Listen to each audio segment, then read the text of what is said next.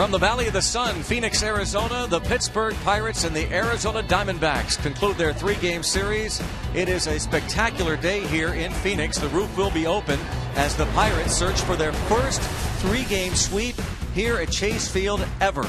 Greg Brown and Bob Walk with you, the concluding game of this six-game road trip for the Pittsburgh Pirates, and it has been good here in Phoenix, Bob, and a really good fourth inning for the Pirates last night. They were down 4-1, they scored 5, and it all happened thanks to James McDonald with what he did with the bat. Yeah, he was able to read the shortstop on that wheel play and came through big on it. That was a huge hit. Watch the shortstop break. There he goes.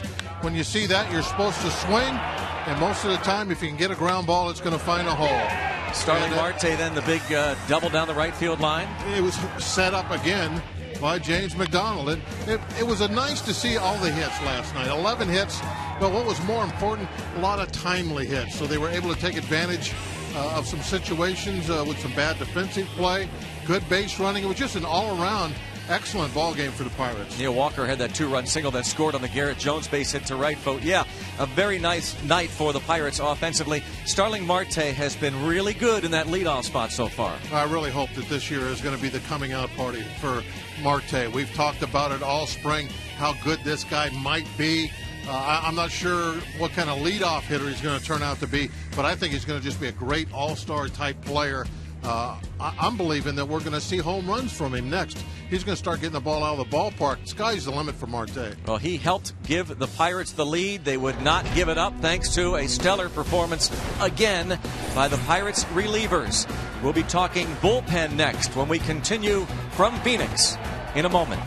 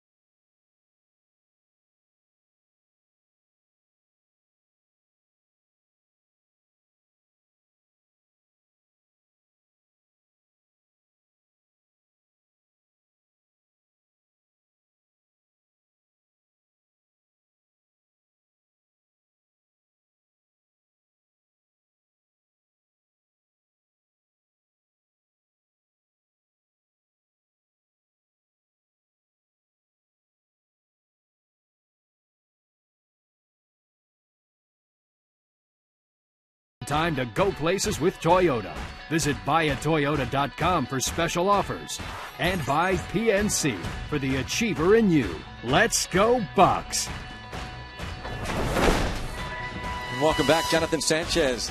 getting ready for his second Pirate start. His first one last Friday at Dodger Stadium. Went 5+, gave up 3 runs, had given up just 1 run through 5 innings in his first Pirate start. Yeah, he really threw the ball well, and I thought the most important thing is he didn't walk anybody. He walked, went all the way to the 6th inning before he hit his first walk, which is something that we're really watching with him, looking at last season. So that first start, I thought, was fantastic for Jonathan. Hopefully he can do the same thing this afternoon. Going to try and get a lead through about 6 innings and then let the strong bullpen take over. It's early, but we check out our Barrel League leaders. Barrel driven to be better, and the Pirates bullpen has been stellar. No, they certainly have been tested here in Phoenix.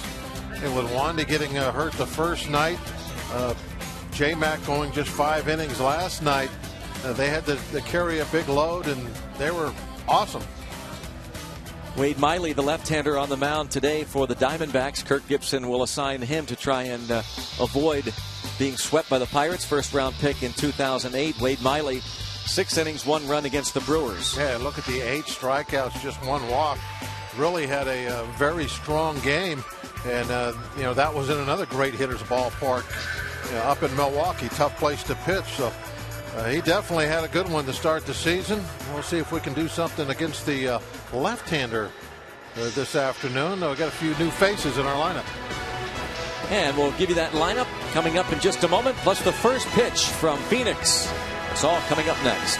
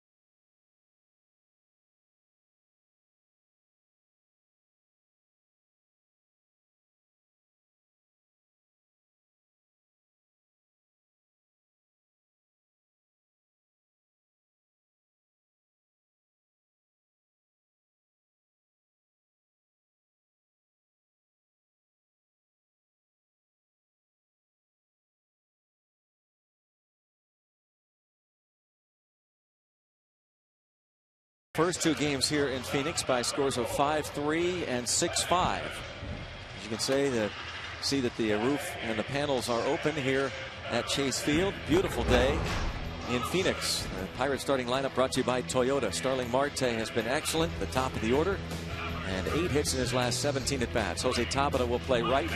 Andrew McCutchen hits third. Gabby Sanchez the cleanup spot. Russell Martin will catch. Josh Harrison gets his first start. He's in at third for Pedro Alvarez.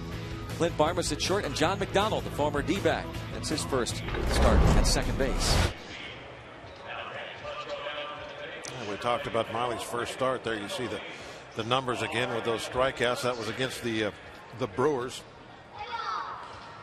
And we got some fresh faces, as you just mentioned, in there raring to go. Be anxious to see Josh Harrison, for instance, what kind of games he's going to have, getting a full slate of at-bats. Something that you have to do, keep the bench guys fresh. You have to find places where you can start them every now and then, and so they can put some at-bats together. First pitch swinging again, and a fly ball to left field. Starling Marte has done it again. He's at second base with a leadoff double. He has reached base in the very first inning now in 5 straight games. And not messing around. And he put so much pressure on the defense right away. You watch this as he hooks it down into the corner. Normally, left field corner is kind of an automatic doubles place. But with Marte, he is flying right now out of the box. He thinks 3 every time. And he really puts a lot of pressure on those outfielders to jump on that ball and get it back in. You can't rest. You can't kind of lollygag over there. Can't be a lollygagger. Jose Tabata fouls this pitch out of play off to the right. Going to try and at least move Marte to third base as he looks down at Nick Leyva. And this is what Tabata normally does best, is hit the ball the other way. This is a perfect scenario for Jose.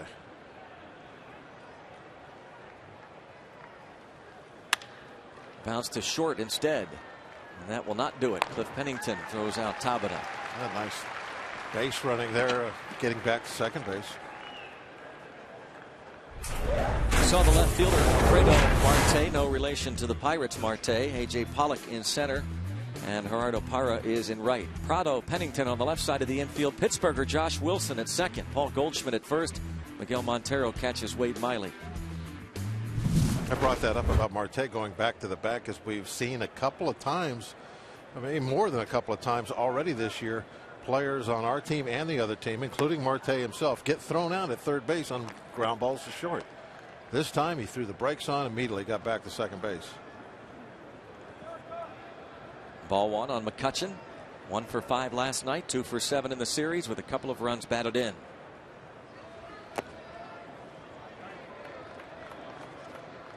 Two balls, no strikes.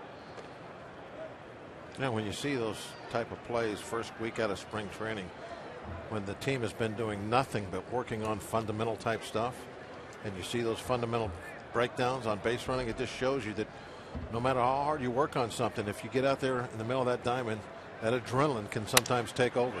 And towards shallow center field, and Marte will get back to second as Pollock makes a fabulous catch, robbing McCutchen of a hit. Outstanding play.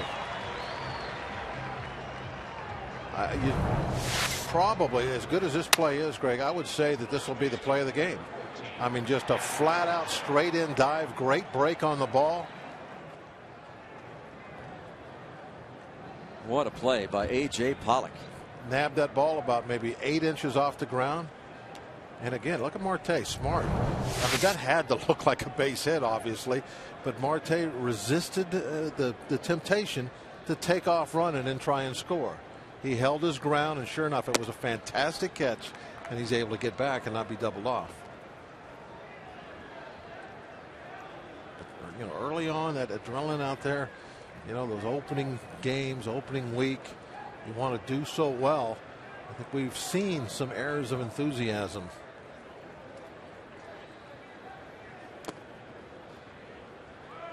Count now 2-0 on Gabby Sanchez, the pick by Montero. I think was it Dodge, wasn't it? Adrian Gonzalez. Yep. And he's not even a fast guy. He's the last guy you would think would be trying to do something extra on the bases. But you just get out there and you want to score so bad. It's early in the year. 2-1 strike on Gabby Sanchez. Guys are starting to get their bats going a little bit. This is the next guy that we got to get going. It's such a great spring. He's started off now just 1 for 17. Pinch hitter last night in the 8th inning and struck out against Heath Bell. Also a pinch hitter on Monday night and walked in the 9th inning against Josh Colmenter. 3-1.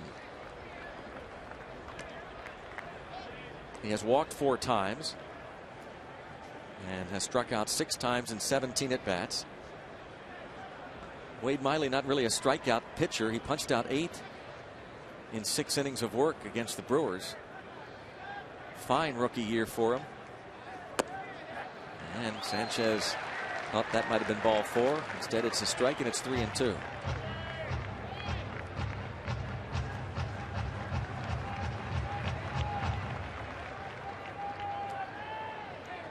3-2 on Gabby Sanchez. On deck is Russell Martin. Starling Marte led off the game with a double to left. He's still there now with 2 outs. Pop up shallow right field, and a nice catch made by Parra. Nice catch, not as nice as that earlier one, but pretty good. So the Pirates leave Marte at second. Half inning. Pittsburgh nothing. Arizona coming to bat.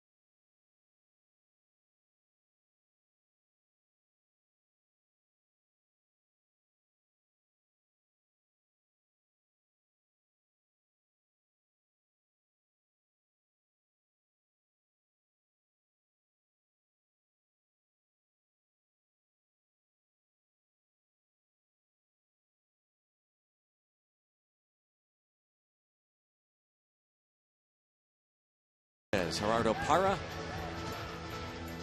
This series, double hit by pitch, couple of walks, a steal, and a couple of runs scored. A.J. Pollock next, then Martin Prado hitting third, Paul Goldschmidt the cleanup man, left-hand hitting catcher Miguel Montero.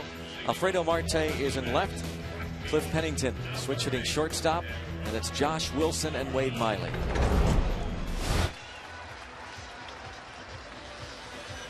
Jonathan Sanchez, his first start was very solid.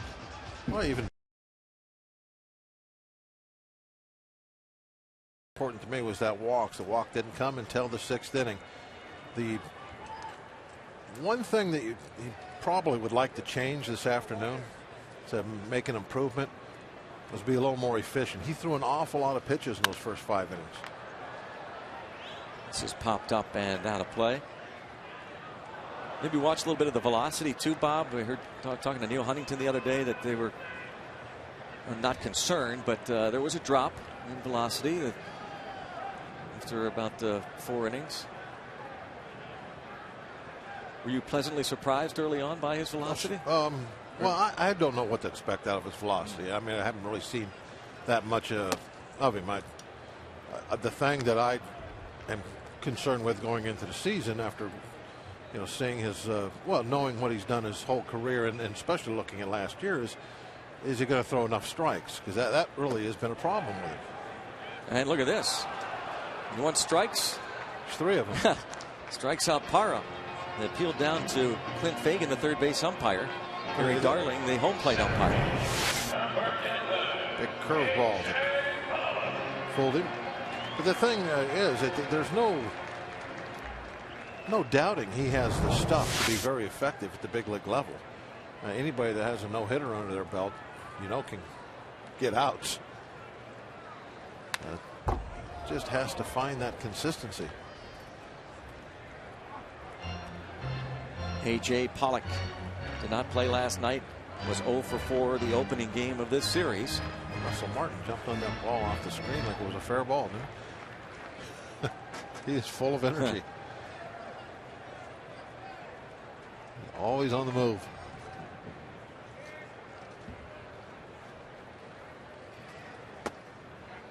And throwing nothing but strikes I early on believe here. Our set of catchers, Most between the two of them, they have to have the most energy, most enthusiasm, the most competitiveness of any pair of catchers in the league. Martin and McHenry. That's lined down the left field line deep and will short hop the wall into second base. A.J. Pollock with a 1-out double. And Pollock doing the same thing to Marte that Marte did. And that was run real hard coming out of the box and think triple. Big turn around second base before Marte could pull that ball out of the corner. The breaking ball was left up about belt high. Didn't sound good off the bat, did it? So he doubles, and now it's Martin Prado. Prado 2 for 8 in this series. 1 for 4, walked last night, struck out a couple of times. In his first year with the Diamondbacks, came over in a big trade with the Atlanta Braves. Strike one. Justin Upton went to Atlanta. And Martin Prado now with the Arizona Diamondbacks. Kirk Gibson's club last year went 81 and 81.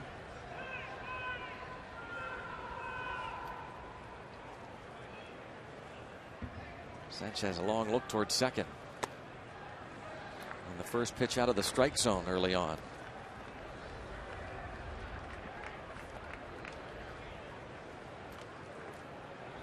Jonathan Sanchez, 30 years old, from Mayagüez, Puerto Rico. Pirates signed him to a minor league free agent deal.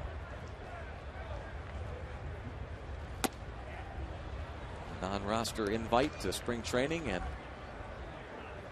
one of the jobs available in the rotation, and now it's 1 and 2 on Prado with Paul Goldschmidt on deck.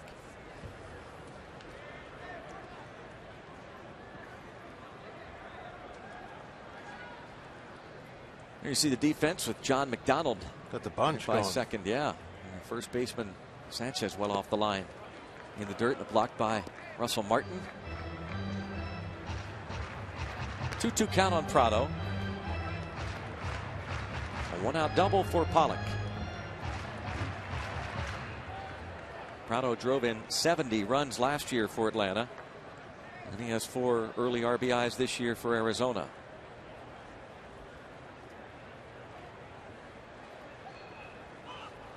Runner goes, they got him picked off, but Sanchez throws it away. That would have been the second out. Instead, it's the first run of the ball game.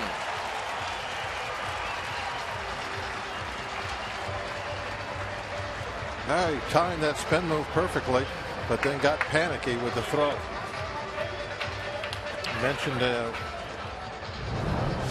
about the Pirates able to take advantage of some defensive blunders yesterday by Arizona, and Arizona scores its first run of the afternoon on a defensive blunder.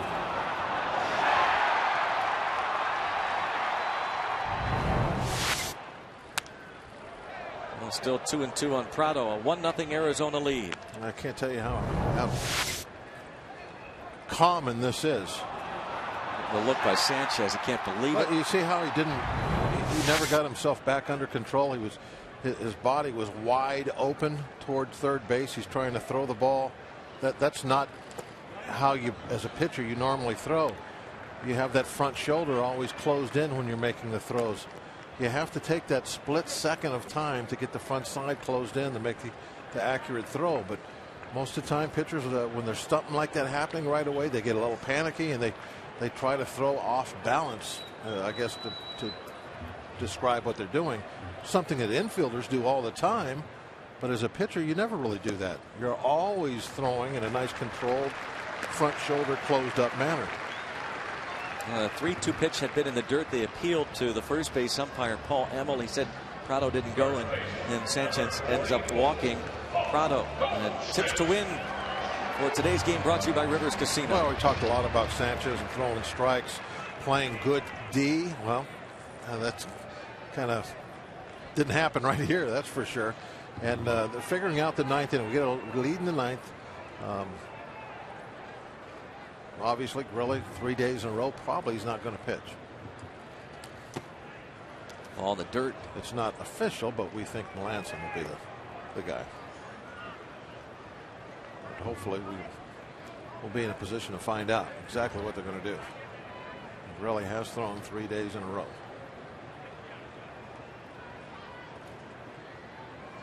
Maybe we'll have a 5-run lead, huh? Won't need to worry about a closing situation. We were trying to figure out the other day that a saying instead of hammer time. I came up with this. Now I don't know if you like it or not.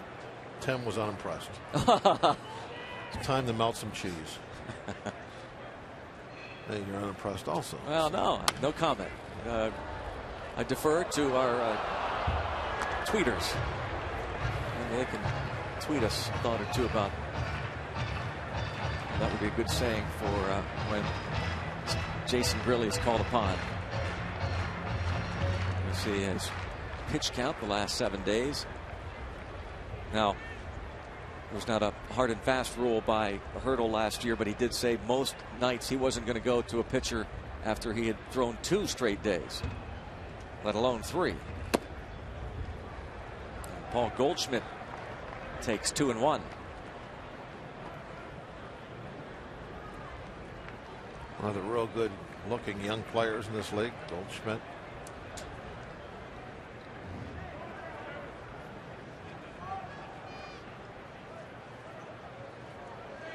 Goldschmidt 1 for 6 in the series.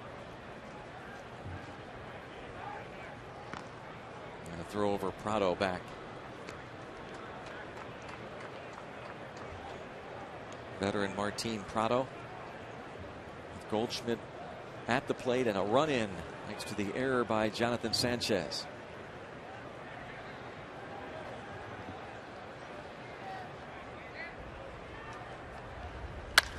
That is ripped to center. McCutchen over. A base hit for Goldschmidt, and the D-backs have runners at the corners. A good decision there.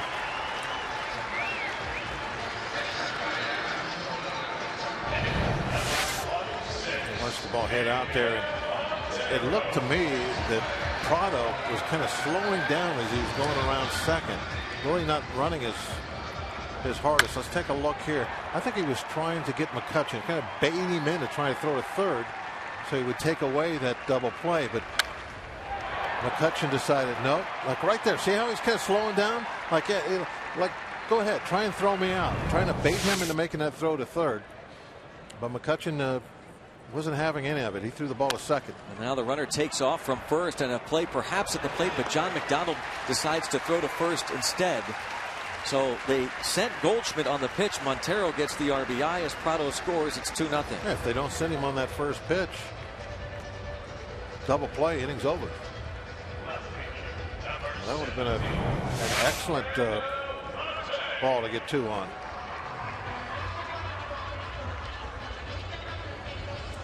Prado from third. I'm sorry, the infield's back. They're looking for a double play ball. They got it, but they picked the right time. Gibson did to start the runner. A 2-0 lead with Goldschmidt at second and 2 outs. Here is Alfredo Marte.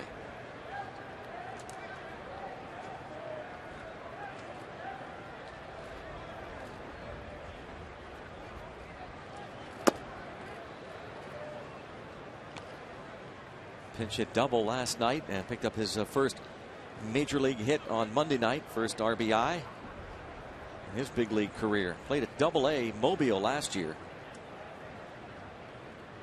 24-year-old Alfredo Marte. Got some power. I think 20 home runs last year, Double-A.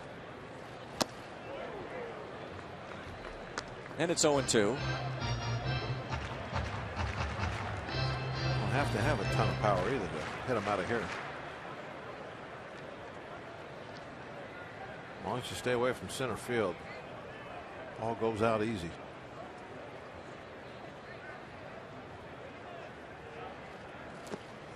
In the dirt, check swing. 1-2 count. Another block from Russell Martin, and the dimensions here. The ball goes up to 25 feet in center. The 2 376 signs to the foul pole, ball just leaps out.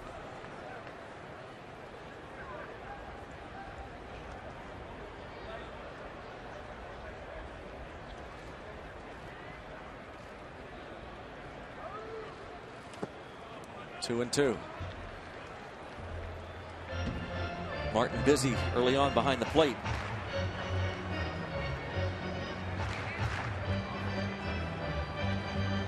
It's one of those stadiums where it's fun to watch batting practice because the ball carries so well. Players like to put on a show here.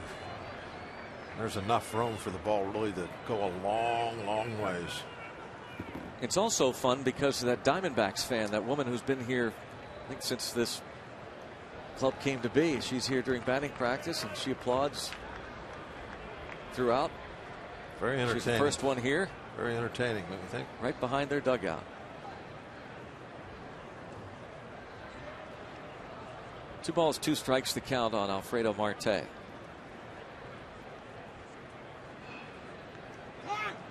time called. Just as Sanchez was about ready to deliver, Marte calls time. Jonathan Sanchez had a couple of real good years with the Giants. One of my pet peeves. I just do not understand why umpires give hitters time. Now 3 and 2. Now, has that changed at all since you pitched? No. Same thing, huh?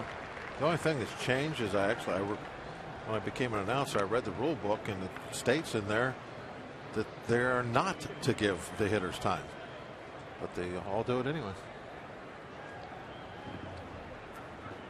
Another look at that Pirates defense for the infield. Bunch defense. They've taken away the middle part.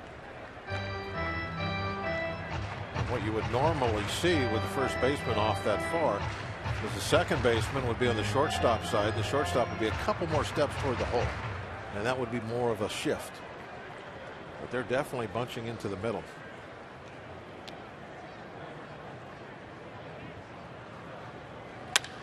And lined into the left center gap. This will be 3-0. Into second base goes Alfredo Marte. A good start to this bottom of the first for Jonathan Sanchez, but it's been rough since the strikeout of Parra. And of course, not getting the out of Pollock. Pirates really need some innings out of Sanchez. What are the bullpen first 2 games of 10 innings here? Yep. They can't really afford to have Sanchez have a poor game and have to come out early.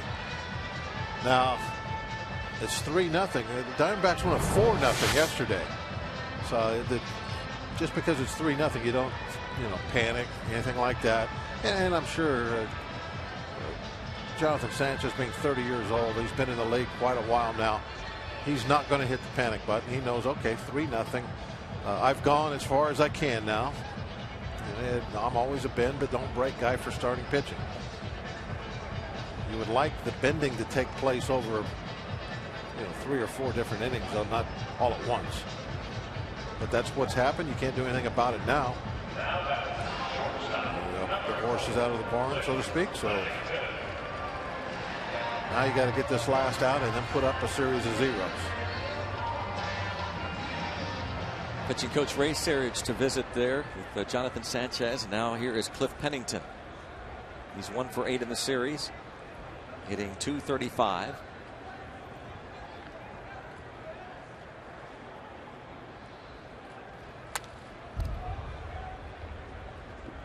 Nothing in 1 on Pennington. Switch hitter batting from the right side. Former first-round pick of the Oakland A's back in 2005. Came to Arizona over the winter, part of a 3-team deal.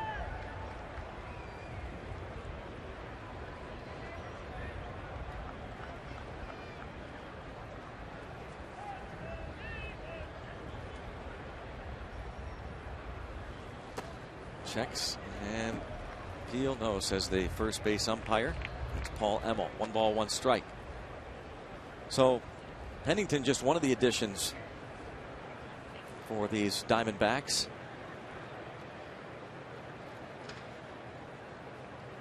Traded to the D-backs with Heath Bell Chris Young went to Oakland.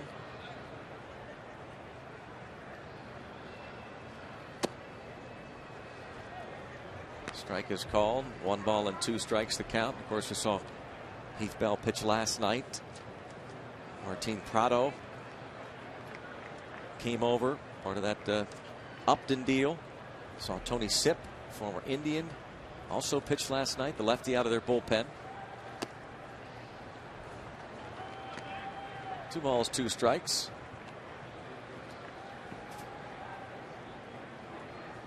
So Kevin Towers not wasting time, though Kirk Gibson and the D-backs had a very surprising 2011 season. They slipped to 500 last year. Jonathan Sanchez strikes out Pennington, but some damage done. 3 runs on 3 hits, and after 1 it's 3-0 Snakes.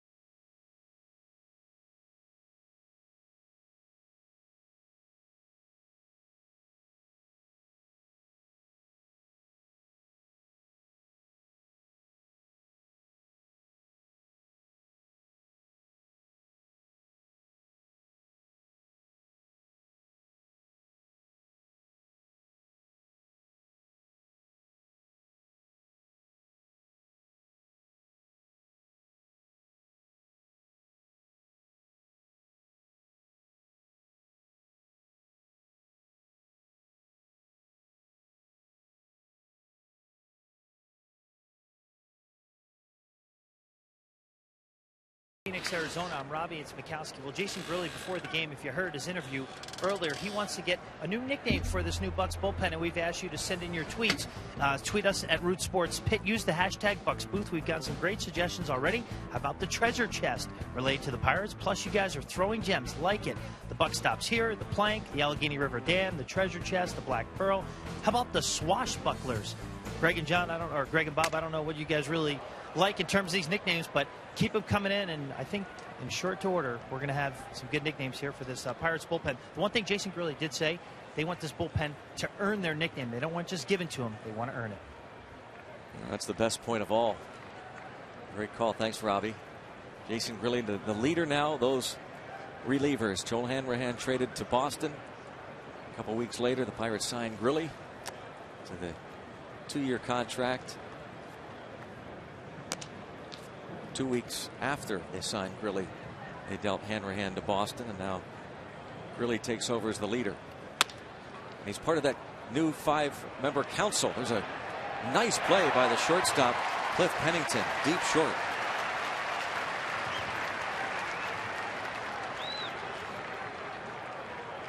Also Martin, it's a ground ball to deep short, and Pennington comes up with the play. That's some poor defense last night. Tonight they're making all, or this afternoon they're making all the plays. Excellent job by Pennington. You know where they keep the cannons on the old sailing ships? You know, that level that was called the gun deck. There's another one, huh? This, you know, you want me off the top of my head, I'm throwing something out. I like it. You know, it's just. Strike called on Josh Harrison. So keep them coming. These suggestions. Hashtag Bucks Booth. 0-2 on Harrison.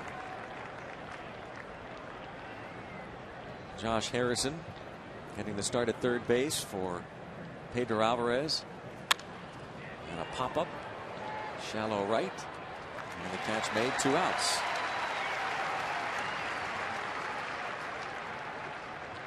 A ground ball and a fly ball. Now Clint Barmas facing Wade Miley. Barmas 0 for 2 with a walk last night. Shortstop number 12, Clint Barmas.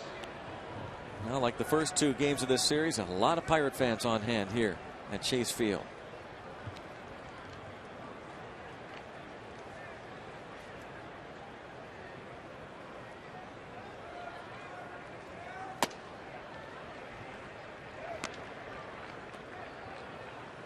Barmas 0 for his last 14 at bats.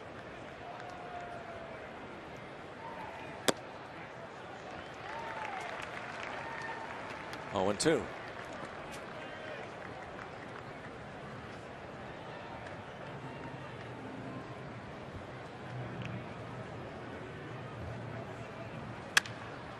A fly ball to center. Pollock makes the catch. He's hitting. 1, 2, 3. 3-zip. D-backs.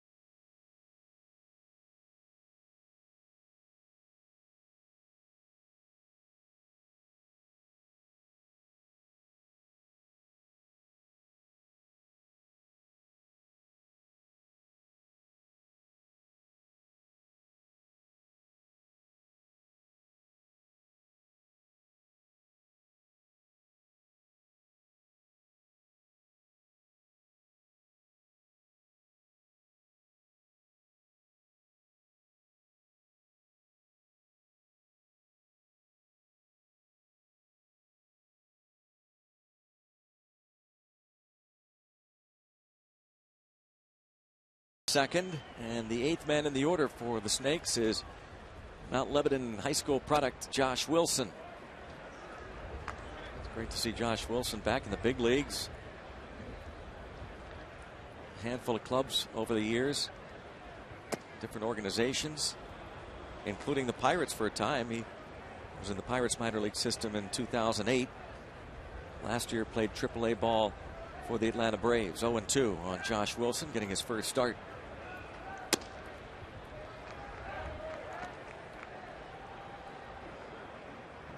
One ball and 2 strikes. His dad, the longtime coach at Duquesne. They no longer have the baseball program. Mike Wilson, a fine baseball man, and his son made it to the big leagues with the Florida Marlins in 2005.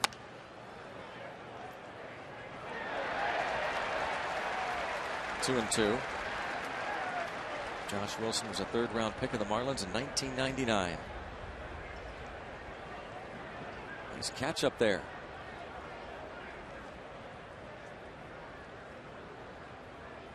Not too many days you can have the roof open here in Phoenix. I guess the most pleasant weather, other than the sandstorm, Yeah. that we've had 3 days. Or Yeah. temperature, obviously. I mean, it was actually cool last night here. Yeah. Well, we did have a sandstorm the Yeah. first day. It was, you couldn't see hardly anything. You walked outside, all the cars, everything covered with a layer of dirt.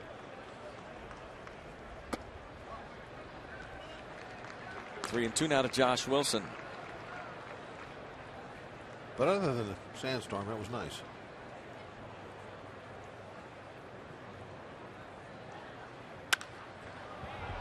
Pop up left side. Josh Harrison in foul territory. That should stay in here.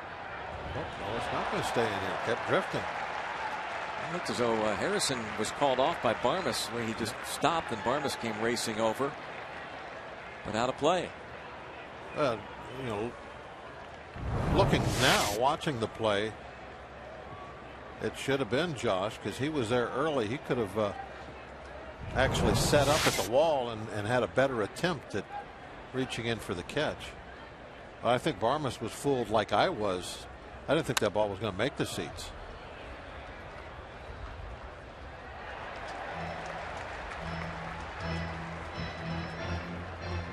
It is the shortstop's call.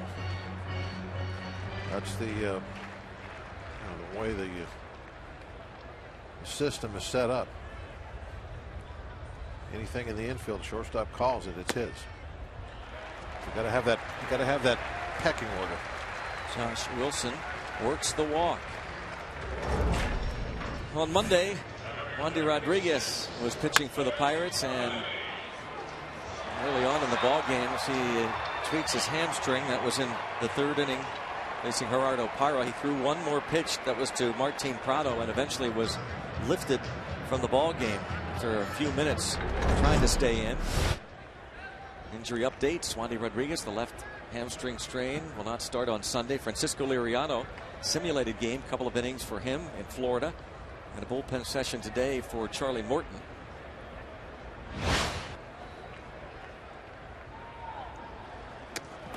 Wow.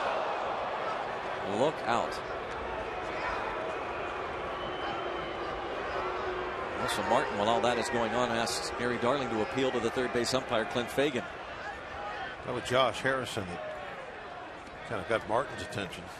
Josh coming in, he was the one that was saying, hey, ask. He never moved the bat back. He tried to bunt that ball. And I don't know if he tried to bunt it, but he never moved the bat back.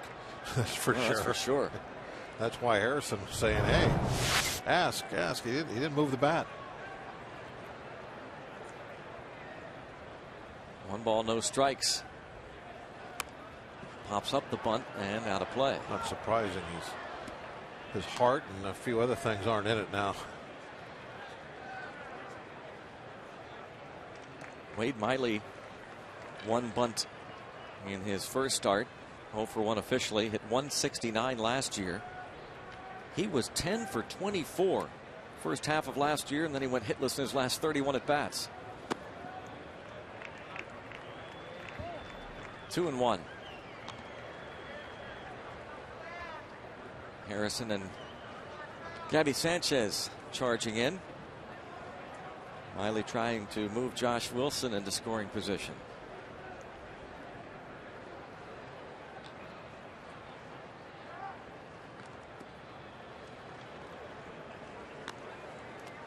For Jonathan Sanchez, his second walk. Last year, miserable season altogether with both Kansas City and Colorado. Ball is bunted. Gabby Sanchez will throw to the second baseman, McDonald, covering. Excellent bunt. Good fundamentals if you're trying to bunt a guy to second base. You know, the first baseman can't charge real quick because he's holding on the runner. So you put it to that side and you get the job done.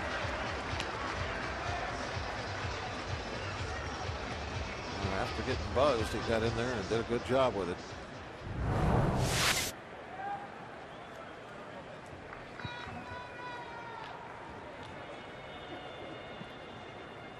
Gerardo Parra struck out in the first.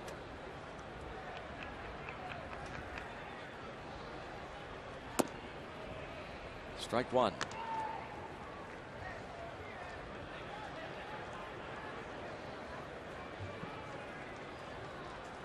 Parra hit .273 last year and drove in 36.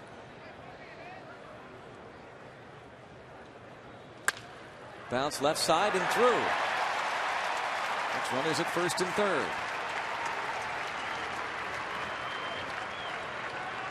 and because of his speed, Harrison is in fairly close, just a couple of steps back behind the dirt, which cuts down on his range, and Paul able to sneak through that hole.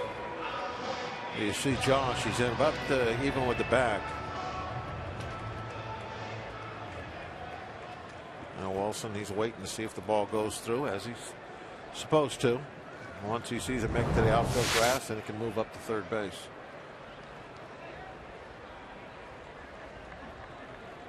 We're seeing some good fundamental play in this game. You know, if you like seeing base running, fielding, bunting, all that stuff done the way it's supposed to, so far in this game, that's what we've had. And J-Mac coming through with the swing on the wheel play last night. A lot of interesting things going on that they practice all the time in spring training.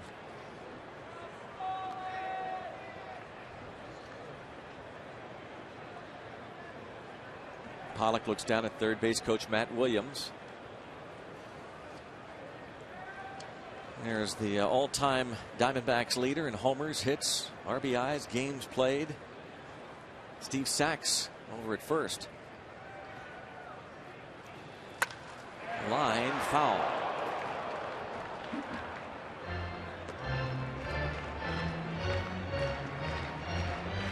Steve Sachs and Kirk Gibson reunited. Time with the Dodgers. Sachs, the Rookie of the Year in 1982, and it was Steve Sachs who was on deck when Kirk Gibson hit that pinch hit game-winning homer in Game 1 of the 1988 World Series. You don't see many coaching staffs like Kirk Gibson's. Yeah. Filled with all-stars. Don Baylor, his hitting coach. And Alan Trammell, his bench coach. Baylor. Charles Nagy, a pitching coach.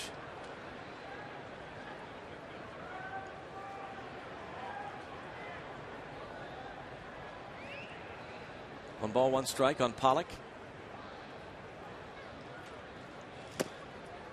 2-1. Pollock doubled in the first, and then with Prado at the plate, he was picked off between second and third, but Jonathan Sanchez threw past Josh Harrison and allowed Pollock to score.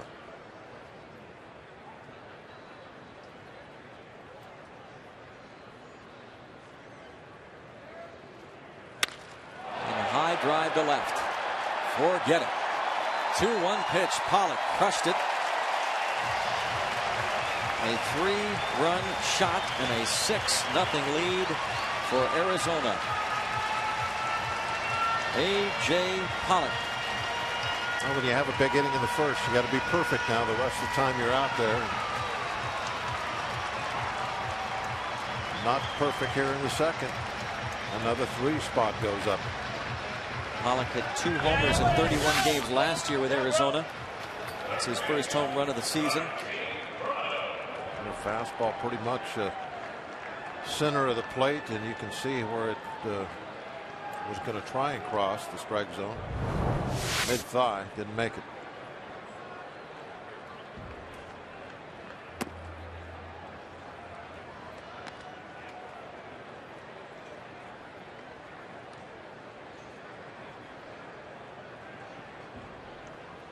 Six runs, 5 hits for Arizona.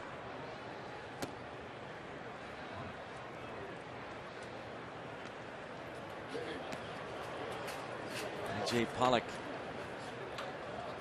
former first-round pick out of Notre Dame.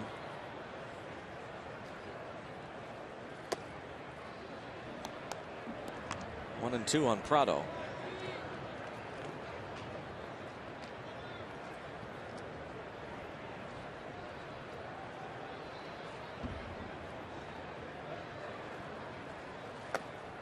And now 2-2.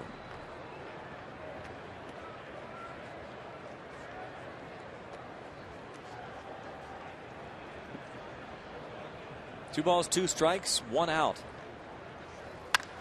And bounce left side. Harrison, a stumble, recovers, but his throw gets past Gabby Sanchez. And now Prado, despite a little interference from Paul Emmel, able to reach second without a play. as Josh Harrison lost his footing.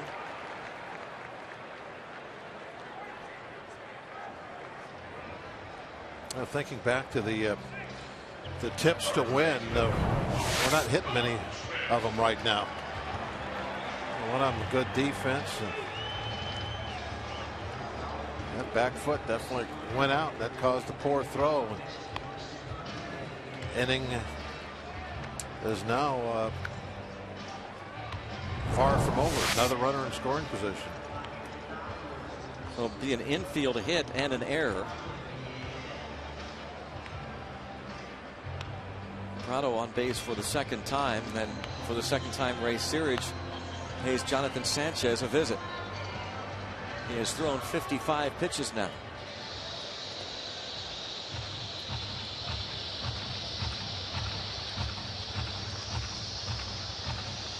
The long man figures to be Chris LaRue today, and sure Clint Hurdle wants to avoid having him come in.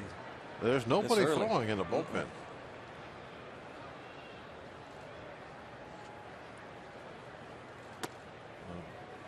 Jonathan is right now going to have to figure this out himself. See LaRue walking around. I think he's probably in his mind decided he's going to pitch today. It's just a matter now of when.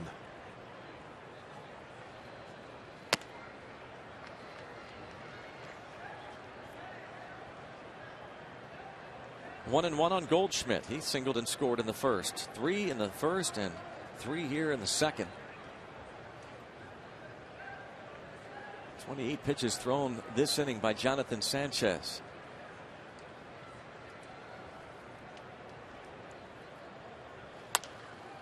And that's out of play.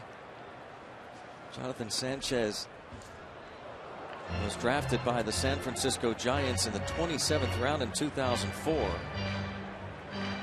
Out of Ohio Dominican University in Columbus. Handful of years with the Giants. Of course, the big highlight for him, the no-hitter that he threw in 2009. 2-2 the count. Another block by Martin.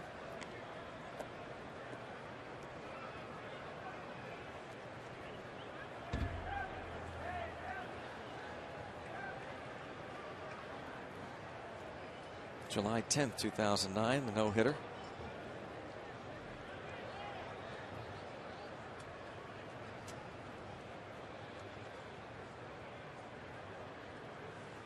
Long look to second. Bounce left side. Barmes. And a slip by Gabby Sanchez, but he's able to hold on to the bag. Pirates having some trouble on the infield dirt. Well, Barmes wanted to go to third, but Harrison didn't go to the bag. You had another base running blunder. Watch this develop. Here's a ground ball. And the runner goes to move up to third. If Josh would have broke to the bag, Barmes would have had a play there. It's not looking pretty so far these first 2 innings.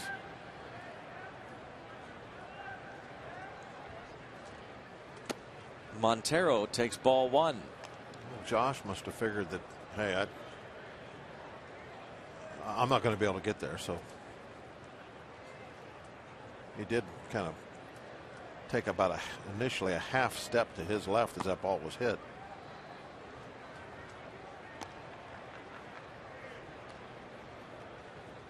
Two-0 count on Montero.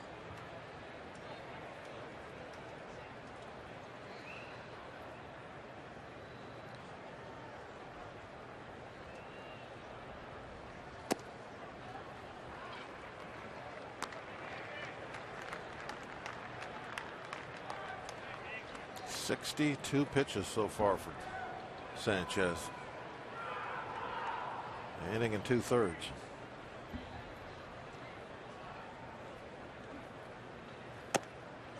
He walks Miguel Montero on 4 pitches. Clint Hurdle probably going to be forced pretty soon to make that call to the bullpen. He absolutely does not want to go to the pen. They've pitched so much in these first 2 games. There he goes. Reluctant to do so, but he's made the call.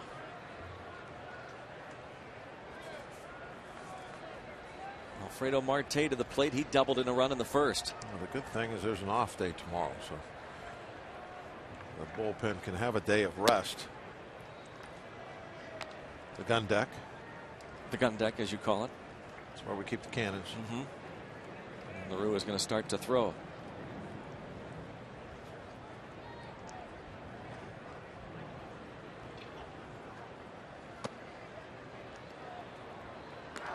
Couple of strikes on Alfredo Marte.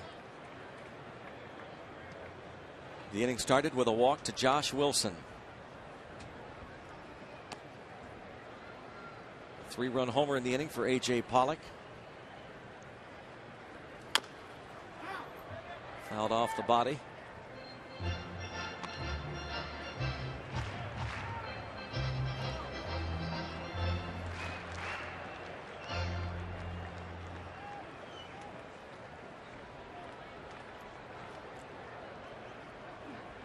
Oh, 0-2 the count on Alfredo Marte. And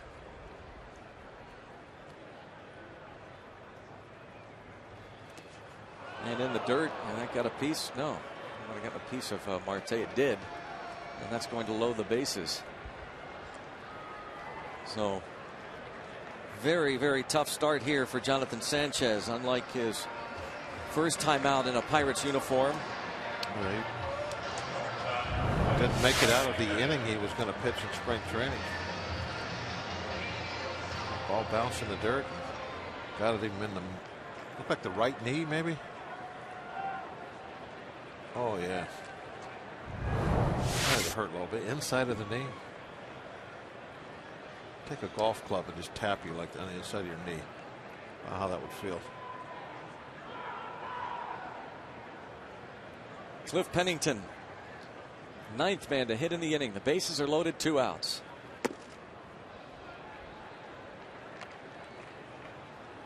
At third base now, it is Prado.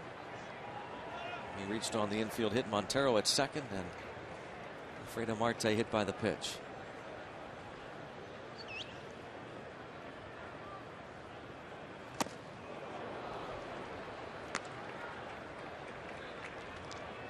A 1-ball, 1-strike count on Pennington.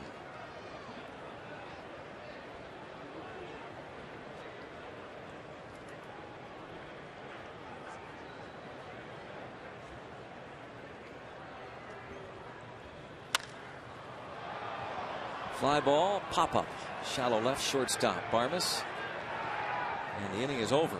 A long one. 3 runs on the home run by Pollock. 6-0 Arizona.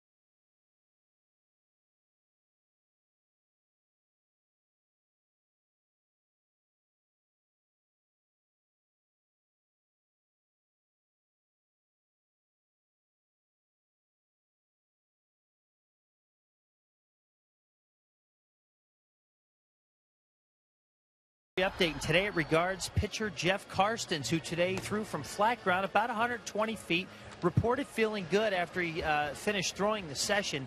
Now he's still a ways away. He's going to have to build up his pitch count and probably go on a rehab stint before he gets his way back in. But Ray Searage and Jeff Karstens talking there. Searage did say that that Karstens does feel good. He said we're at the tip of the iceberg in terms of getting Karstens' rehab process moving along right now. So still a ways to go for Karstens, who evidently, Greg, got a haircut between the time he threw off a flat ground and now. Yeah, looking for maybe a little change of luck for Jeff Karstens. Tough go. Thanks, Robbie. A lot of players had the haircuts yesterday. Here now is John McDonald, former D-back. Cross your fingers for Jeff Karstens, but as Robbie just said, it is going to be a long ways away yet before we see him on a major league mound.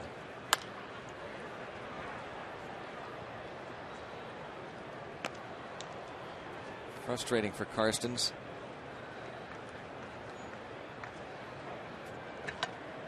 Re-signed with the Pirates over the winter. And when healthy, boy, he was as consistent as anybody. Well, that's the whole key right there. When healthy, they got to figure out a way to keep him. That's really why they've done non-tendered him in the winter. It was all about arm health.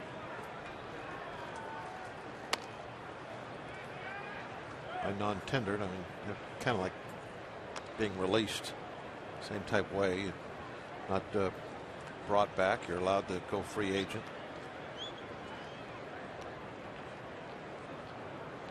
But then apparently there was nothing really out there for Karstens on the free agent market, and he was able to come back. It's Wandy to Ray Searage's right, Wandy Rodriguez.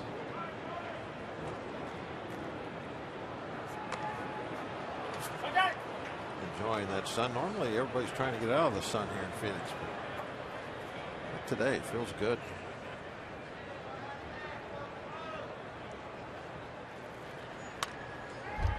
Pirates had a release today that said that the medical staff had reviewed the MRI and diagnosed Wandy Rodriguez as having a left hamstring strain, status undetermined and not likely to make his scheduled start on Sunday. And John McDonald goes down on strikes. Chased after a breaking ball. Hook just down out of the strike zone a little bit.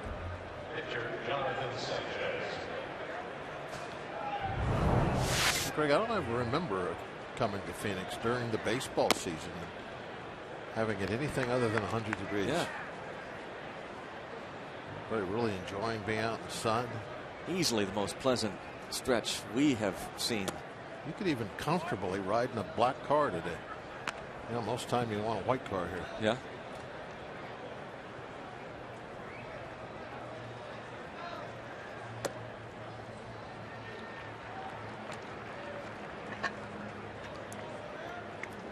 Folks having some fun here in Phoenix. Fear equals fun. Jonathan Sanchez is a quick out. Back-to-back Ks for Miley. They're hearing that. I think it was Robbie was talking on the bus about in the summertime here, if you can't park in the shade, you got to put towels on your seats and stuff. It is a different kind of world to live down here in this area during the months of June and July and August. Sizzles. Valley of the Sun.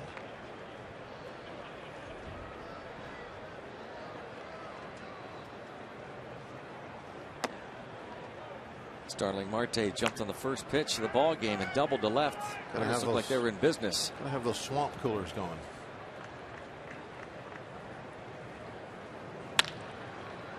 Shortstop. Another easy inning. Bennington. 1-2-3. Wade Miley. 6-0 in the third.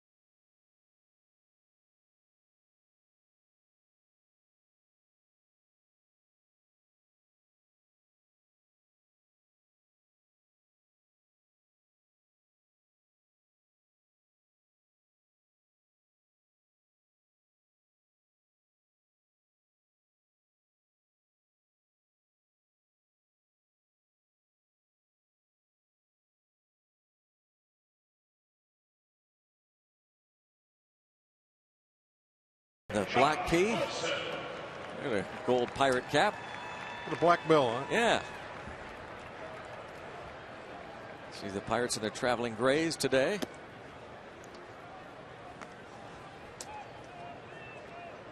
More pirate jerseys. Look at that.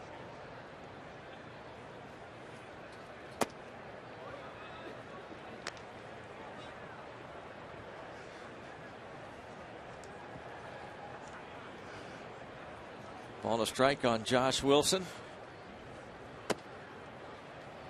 And 2-1.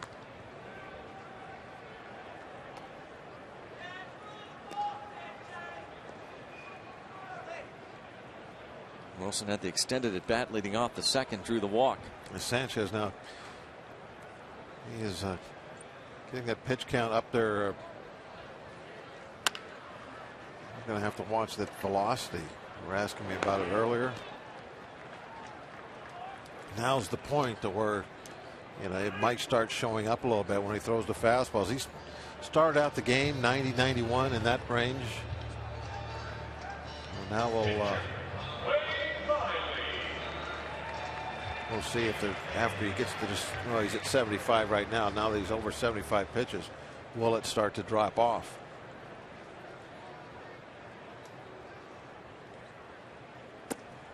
His last start, he was averaging a 91 on the fastball his first 3 innings. That one right there was 87.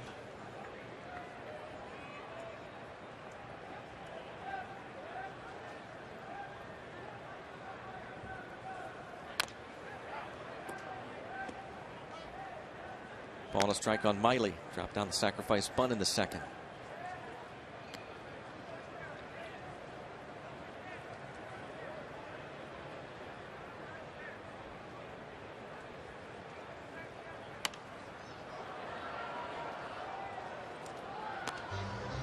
And the D-backs pitcher, with a count of 1 ball and 2 strikes, said earlier in his first at bat about how he performed at the plate last year. A good start, and a tough finish for him.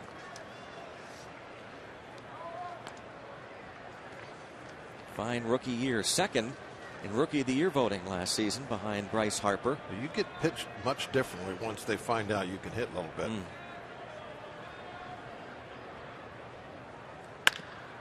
Bounce to short. And Barmas throws out Miley. 2 ground ball outs.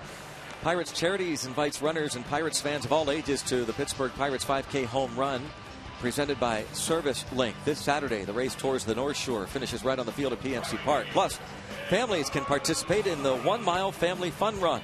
All proceeds benefit Pirates Charities. To register for the 5K home run, go to pirates.com/5K home run.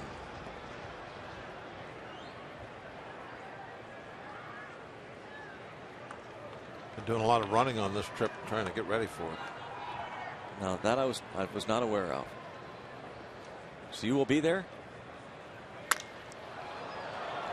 High fly ball to right, nearing the wall. Parra thought that was going to be a foul ball. Tabata makes the catch. 1-2-3 for Sanchez, but the Bucks trail 6-0.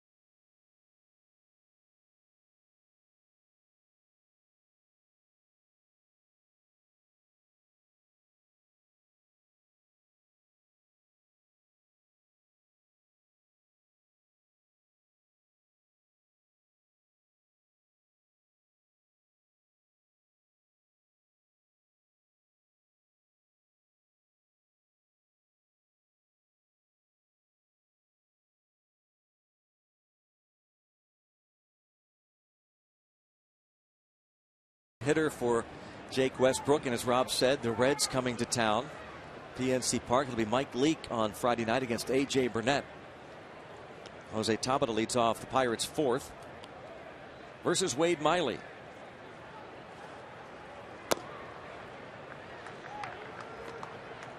Tabata bounced to short his first at bat.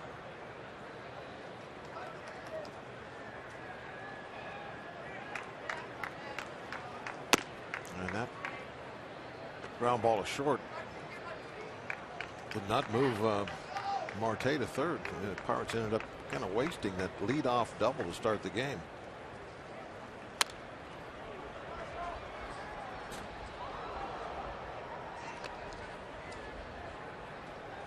Ball and 2 strikes.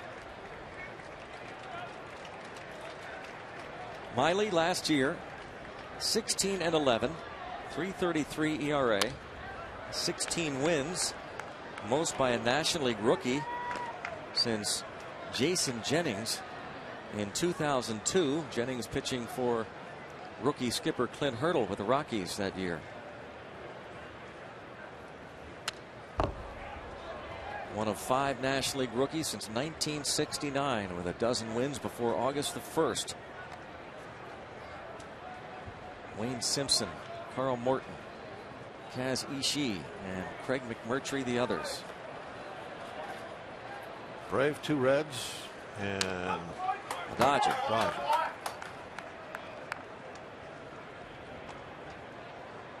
Craig Morton did it as an Expo in 1970. Wayne Simpson, the Red, in 1970, 14 W's. And McMurtry. And did you play with McMurtry? Yeah, he was. I don't. 1983, he won a dozen. Yeah. Okay. Yeah. I was going to say that was my getting kicked out of town year. But I think McMurtry also is the pitcher that gave up Barry Bonds' first major league home run. I think he was.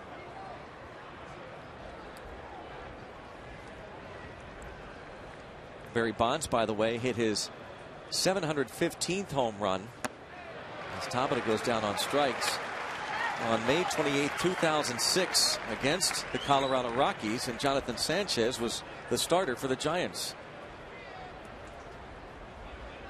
You see the Buccos on the diamond. Now get an exclusive look at them off the field on Inside Pirates Baseball. Don't miss a new episode this Friday, recapping our plays of the week, show our Buck Money moment, and much more. Inside Pirates Baseball presented by Allegheny Sports Medicine.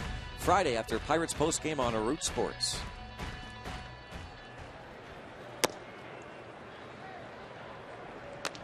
Andrew McCutchen robbed of a hit in the first by A.J. Pollock. Would have scored Starling Marte. 1 ball, 1 strike.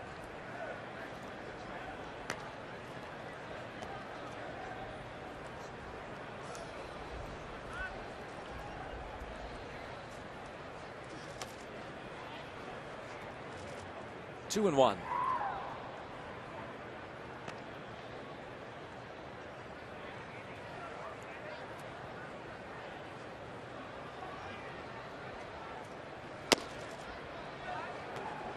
McCutchen takes 3 balls and a strike.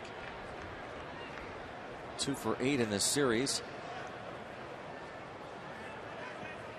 7 hits and 29 at bats. Way ahead of last year's home run pace. And he draws the 1-out walk. First base runner since Marte led off with a double. It always amazes me to think back what he did home run wise last year. And he didn't hit his first one like May 9th, something right along those. That was just incredible. 30 home runs, didn't hit the first one until May 9th. What a player he is.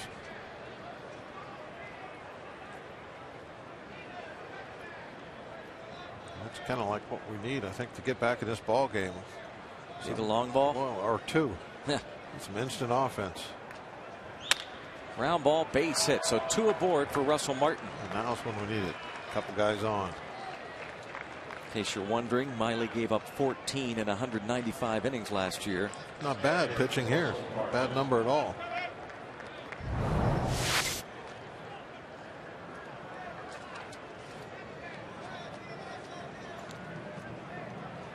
Much of a stride by Gabby.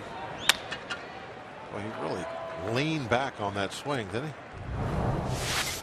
It's his second hit now in 19 at bats.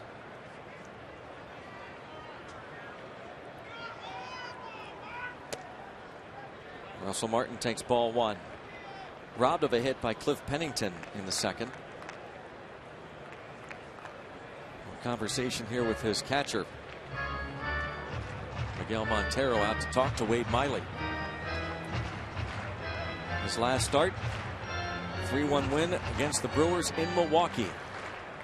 Gave up 1 run in 6 innings. That was a home run. His 3rd career start against the Bucks.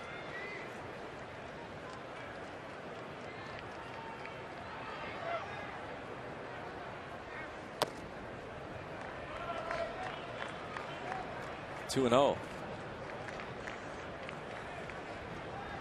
Definitely like the way it's shaping up here.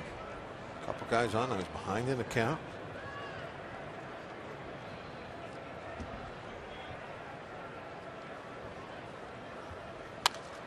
Martin just missed his first Pirate home run last night. Hit a ball well out of here, but it was just barely foul.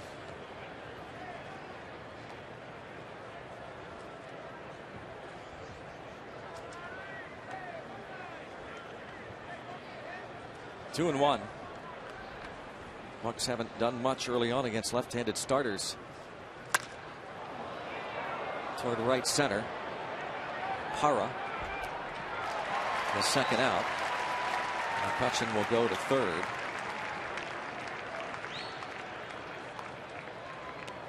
And that brings up Josh Harrison.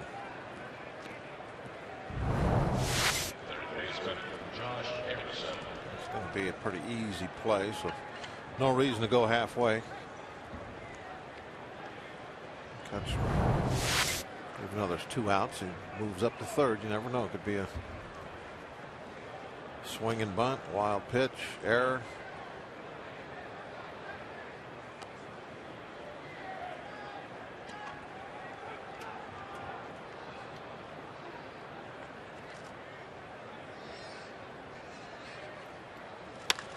Line drive and a base hit, and the Bucks are on the board. Josh Harrison brings home McCutchen with a 2-out single. Josh always very aggressive. He got up there hunting first pitch, knocked that run in. 2 on, 2 out, a run in. Now 6-1.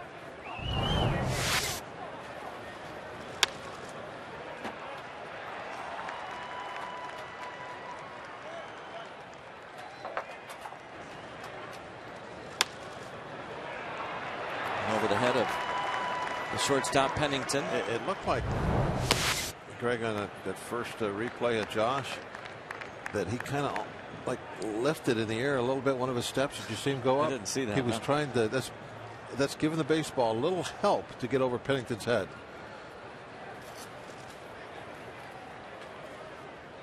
Clint Barmas. Labate English. And oh, a nice pickup by Josh Wilson, and he throws out Barmas. Oh, the Diamondbacks playing some solid defense, and there's Josh Wilson. Bucks get 1.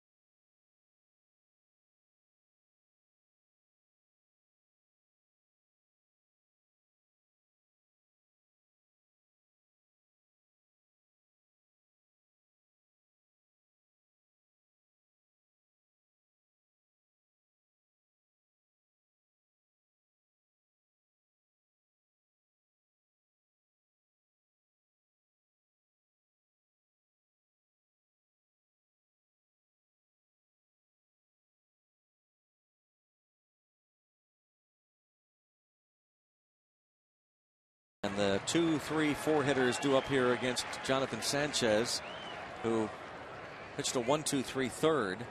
But A.J. Pollock has doubled and homered off of him. Now how does Sanchez attack him? A double for Pollock in the first. Ended up with a stolen base and scored on the errant throw by Sanchez. And a 3-run homer for the center fielder his last at bat. 1 ball, 1 strike.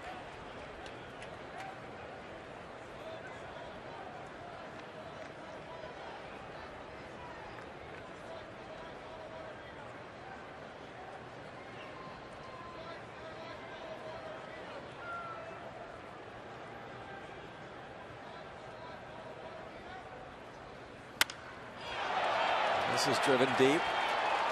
And that one is gone. A.J. Pollock, a 2-homer game. 3 for 3. Gets the run right back. That only made it into the first row, but that's the deeper part of the ballpark. Not really all that far from the 413 mark. And he hit it well.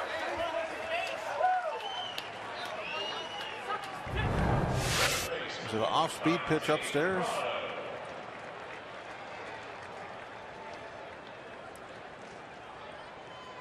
Sanchez didn't want to look at it.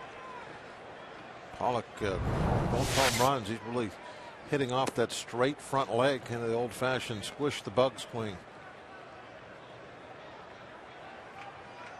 A.J. Pollock, first career 2-homer game. 3 hits on opening day. He's tied a Diamondbacks rookie record. We said he hit a pair of homers in 31 games last year.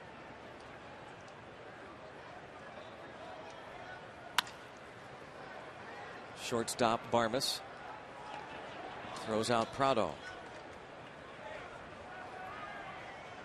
1 down, and brings up Paul Goldschmidt. Oh, a couple of happy birthday wishes. John Wayner asked us to pass along a happy birthday wish to his daughter Hannah. Happy birthday, Hannah. Happy birthday, Hannah. So, well, won't she be listening on the radio to you tomorrow, John? He said nope. No. Chris LaRue starts You're watching the game on TV. She said she prefers watching you and me, Bob, on TV. So thank you, Hannah. Hannah's happy because happy birthday. Smiley's pitching.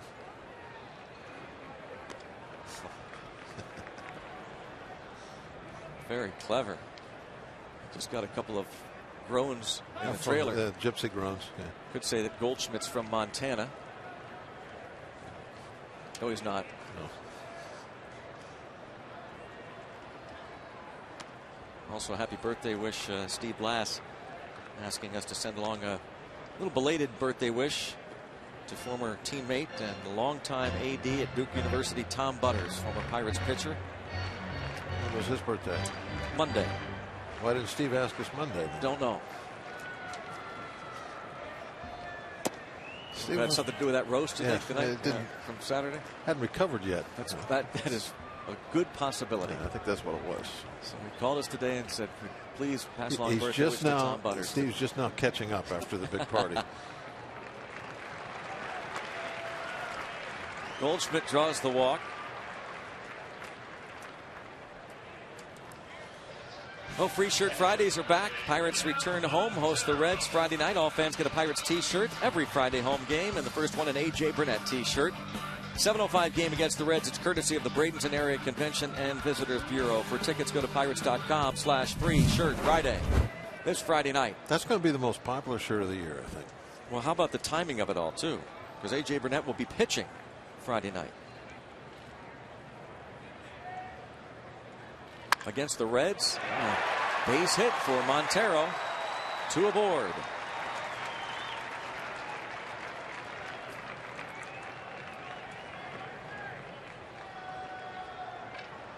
Jonathan Sanchez facing Alfredo Marte, but he won't see him. It'll be Chris LaRue. An abbreviated start for Jonathan Sanchez. This will be the last batter he faces.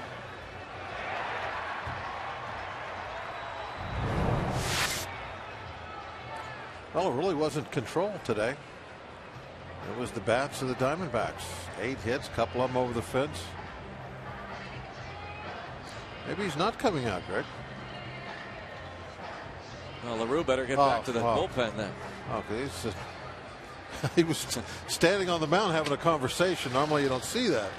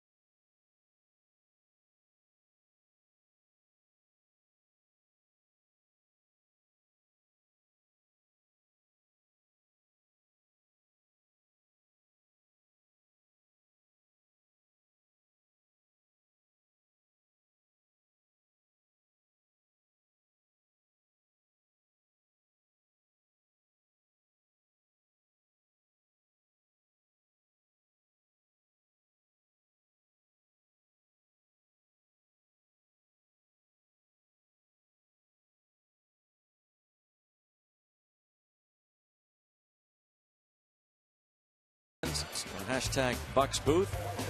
The Pillagers, because they rob batters of hits. How about calling them the Galley?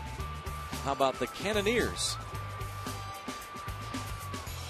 Hashtag Bucks Booth. Nicknames for the Pirates bullpen. Oh, the Galley, it's the kitchen. That's where you make the grilled cheese. I like that one. Chris LaRue finishing his warm-up tosses. You would think that he'll have a multiple inning afternoon. Coming in here in just the 4th. Just 3 1/3 innings for Sanchez. 4 walks, a couple of homers, 8 hits.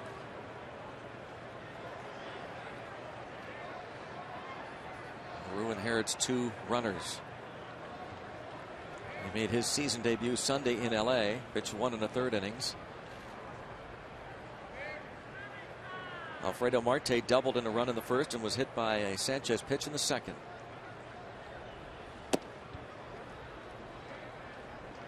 It's ball 1. I think Russell wanted him to ask on that check swing. Couldn't get the appeal. Gary Darling said, "Nope." That is who's behind the plate, right? Darling? Yes.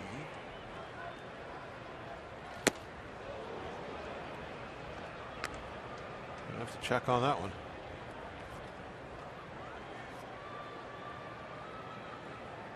Crew chief Gary Darling with Paul Emmel at first, Bruce Dreckman at second, and Clint Fagan at third. 1 ball, 1 strike on Alfredo Marte. And 2-1.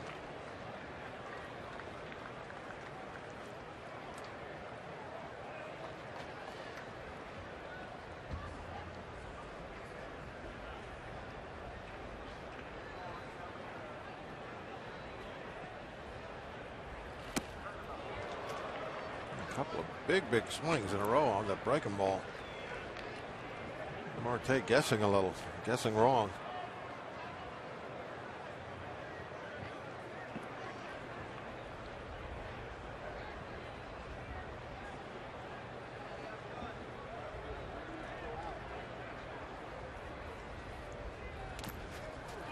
Dribbles behind Martin, but hurries to get there. And looks back at Goldschmidt.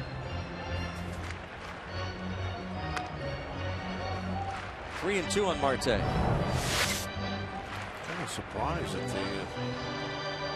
runners didn't try to move up on that. They have a big lead, 6-run lead. You could be a little bit of a swashbuckler out there, take some chances.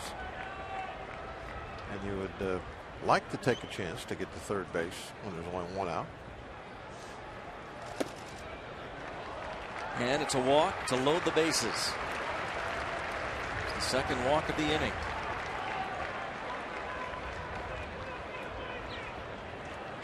LaRue and Martin the battery, and another tweet in #BucksBooth. Chris LaRue pitches to Russell Martin. They should be called the Canadian Connection, eh? Both Canadian natives. Good call. Canadian Connection. Eh? Left that part out, Greg. No, actually I didn't, but I wasn't trying to impersonate Mike Lang when I did. Ball 1 on Pennington. I thought you left that out. Is it A? Kind of like the T-shirt earlier. No. 2-0 on Pennington. At third base, Goldschmidt, he walked. Montero single to right, the last batter that Sanchez faced. He's at second, and Alfredo Marte at first. This was the Canadian Connection. I've got Russell Martin thrown out of that spring training game in the first inning. That's right, it was. He was got a memory like a steel trap. You're incredible. You're incredible. First inning, though, Russell Martin barked at the home plate umpire and got tossed. He was arguing strikes and balls. And then a 4-pitch walk. LaRue was a little wild. Pennington forces in Goldschmidt with a free pass. He's really getting away from the Bucks, if they weren't already.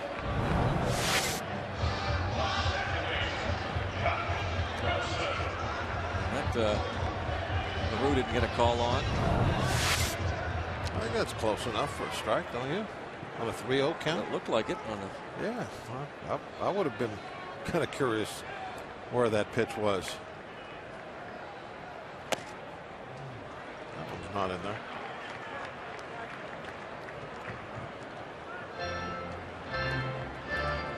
8-1 Arizona. Russell Martin out to talk to LaRue.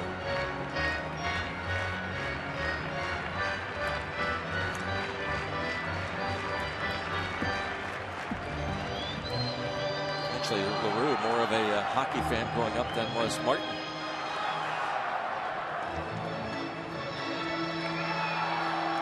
Chris LaRue, born in Montreal.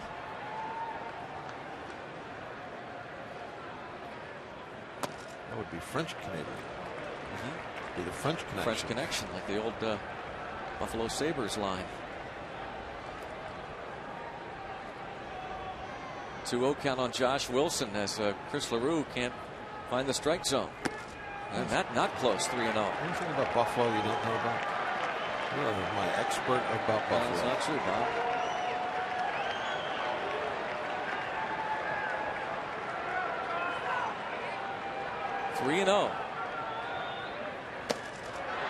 Boy, 3 straight walks for LaRue.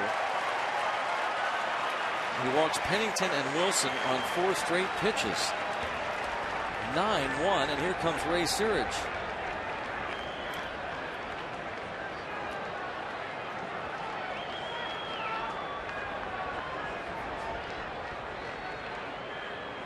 Wow. 9-1 and just 1 out. Searage out again, and that closes the book, by the way, on Jonathan Sanchez.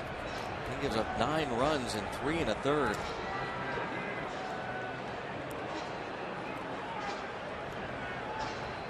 No help in the pen. Pen is empty.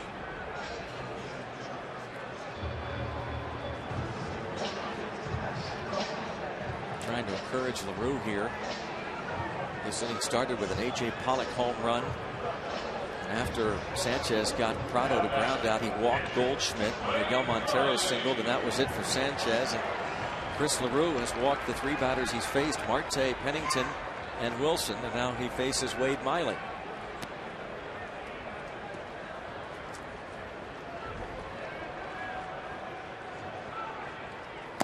Yeah, Greg, it's turning into one of those games where you think about the bullpen's pitched 10 innings in the last 2 games. Position player, maybe? That's what I'm thinking. Yeah.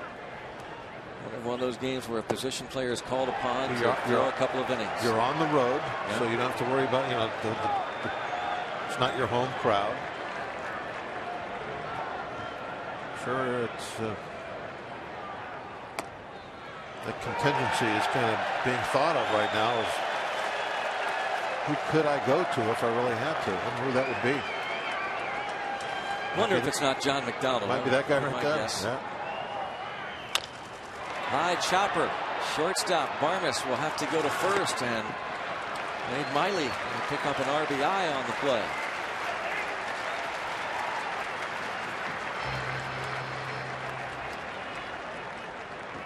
Runners all move up. A 10-1 Arizona lead.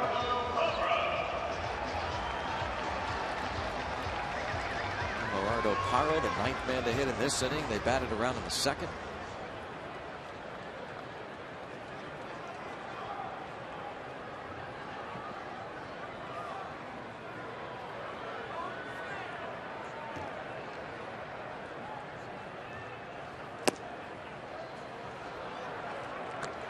A lot of breaking balls from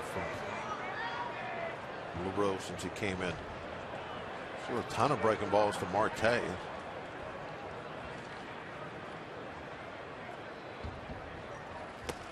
Another one.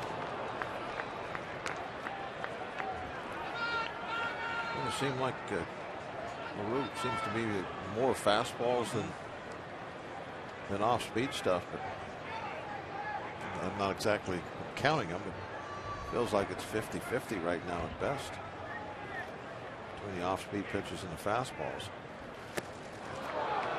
3 breakers in a row right there. The Diamondbacks pick up 4 more, lead at 10-1.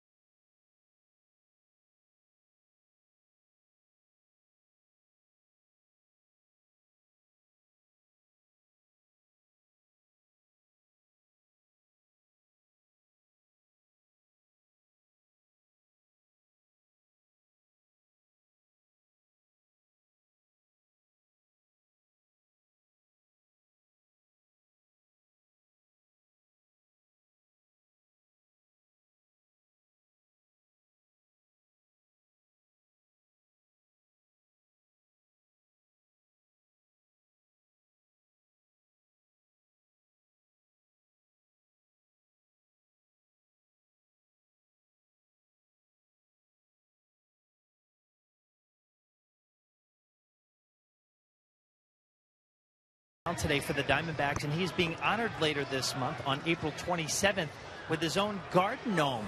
And there's a shot of it right there. Wade Miley is in some hunting gear on the bottom part as part of their giveaway. They're having the outdoor festival here at Chase Field. Wade Miley is from Louisiana, Greg and Bob, and he's an avid hunter. So nice way to pay tribute to that man who hunts often and probably wears different pants than that in his spare time. Wade Miley going to get his own garden gnome. Pretty cool. The gnome. No, I like that a lot. The bobblehead thing has been kind of run into the ground a little bit over the years. The garden gnome, I would like to scatter some of those. If we had some pirate garden gnomes, I would put them in the backyard. Definitely, I would love that. Don't you think? Wouldn't you put I don't some know out if you would or not. I suppose so. I got a lot of little garden stuff to do when I get home. I wish I had some pirate gnomes. You see like a little pointy-headed Steve Blass sitting in your backyard, huh? How good would that be? Yeah. Sangy on the other side. Exactly. I think it'd be great. Blast Garden Gnome. I can just see it on the 2014 promotional schedule. John McDonald is thrown out. We've got to have the pointy head. That is definitely it right there. Easy pay for Pennington. Easy play as well.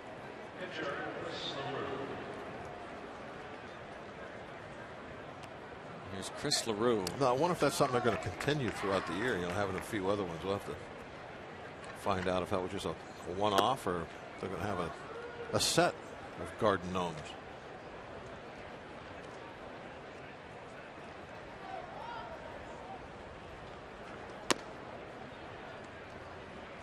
Miley can cruise now, leading 10-1.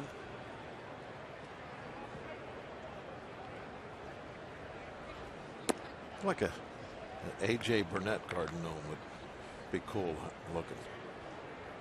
Especially if he's like the picture on his t-shirt, crossed arms. That would be a nice gnome. Ball fouled out of play.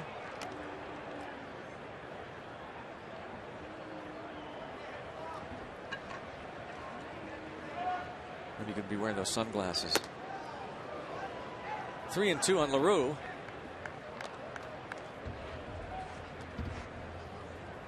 Free Shirt Friday, the AJ Burnett t-shirt, and he will be pitching for the Bucks on Friday night against the Reds. Chris LaRue bounces to third.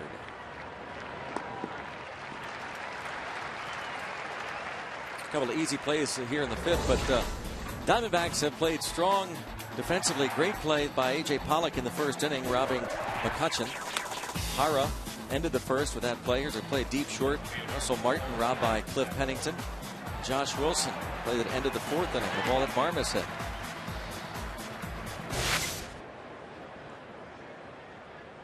Just about every game you can play good defense into those tips to win, as it is such an important factor of any win. Goes hand in hand with good pitching, and there are occasions where you're going to see one of those games at 9-8, but most of the time the winning team doesn't allow the other team to score very much. Comes down to pitching and catching the ball. And the Diamondbacks have had both of those going for them.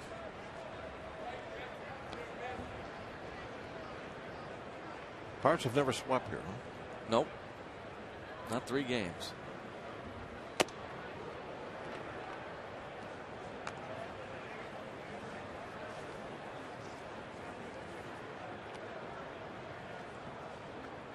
In fact, a win today would have given the Pirates their first 3-game sweep on the road since June of 2011 in Houston, and their first 3-game sweep in a National League West division city since 2007 when they swept the Giants in San Francisco in August. Starling Marte is a strikeout victim, and 1, 2, 3 go the Pirates. 10-1 D-backs in Phoenix.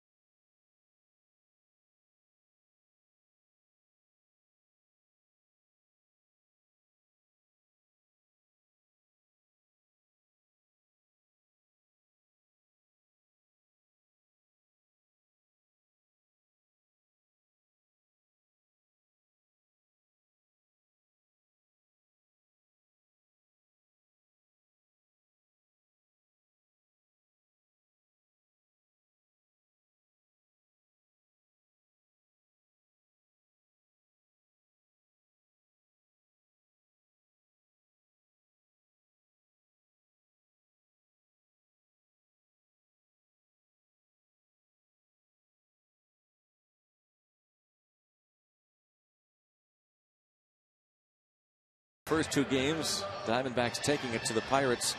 And A.J. Pollock, what a day for the rookie. First home run in the 2nd inning. Jonathan Sanchez, then leading off the 4th. First career 2-homer game for the University of Notre Dame product, A.J. Pollock. He leads off against Chris LaRue here in the 5th. Michael McHenry takes over behind the plate.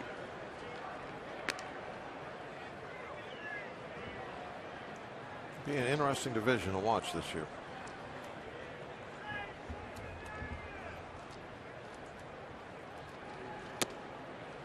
The West or the Central? Well, we were talking about the Diamondbacks. I'm at the West.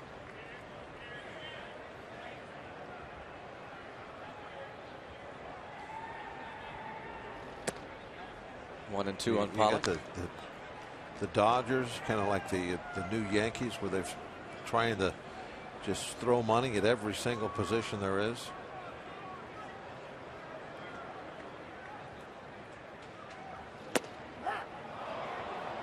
LaRue with a strikeout of Pollock. The Giants, over the years, they've had that very successful strategy of out pitching everybody. And then this Arizona team, a bit of a younger squad that's gone with some youth. If they can stay healthy in the starting rotation, on paper anyway, they have some proven starters. They could certainly get themselves in the mix. And again, they wanted to kind of change up the personality of the roster. A bit of a gamble as they gave up Justin Upton, getting Martin Prado, who's at the plate now. Henry got a nice one off the mask, shook him up a little bit.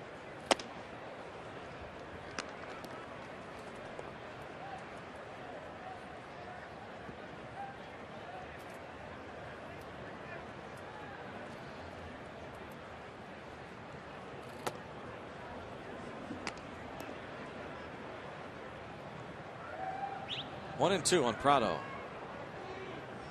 LaRue struck out Parra to end the 4th and starts the 5th with a punch out of Pollock.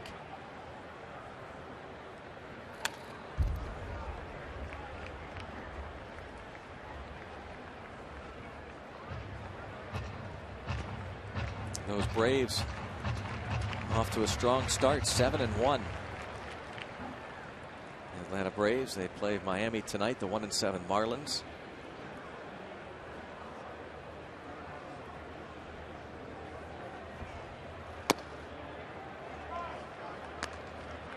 Two and two.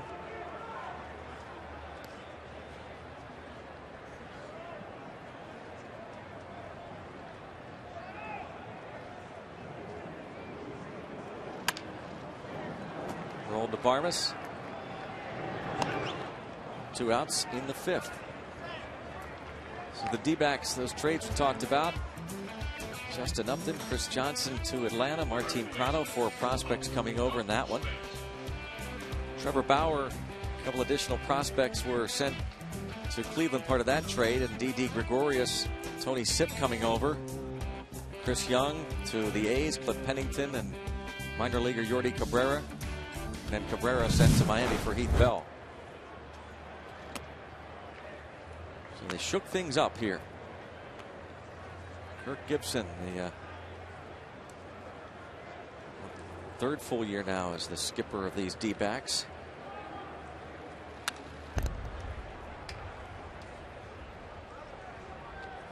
Former Pirate for a time, 1992, Kirk Gibson. About a month. Yep. Manager of the year, 1990, 2011, 94 and 68 to lead the D-backs to the West title.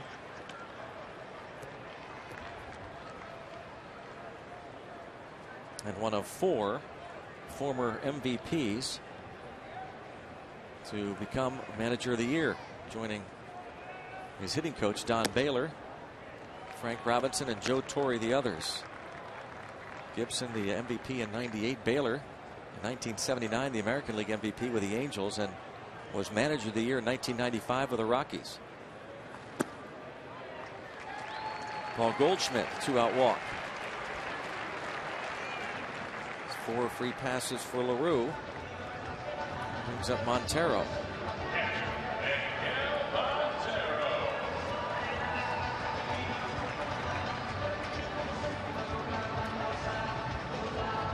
Montero has grounded out, walked, singled, and scored.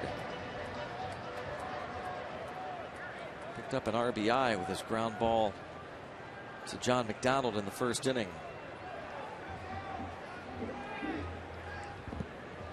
And when Kurt Gibson came to the Pirates, he was beyond his prime.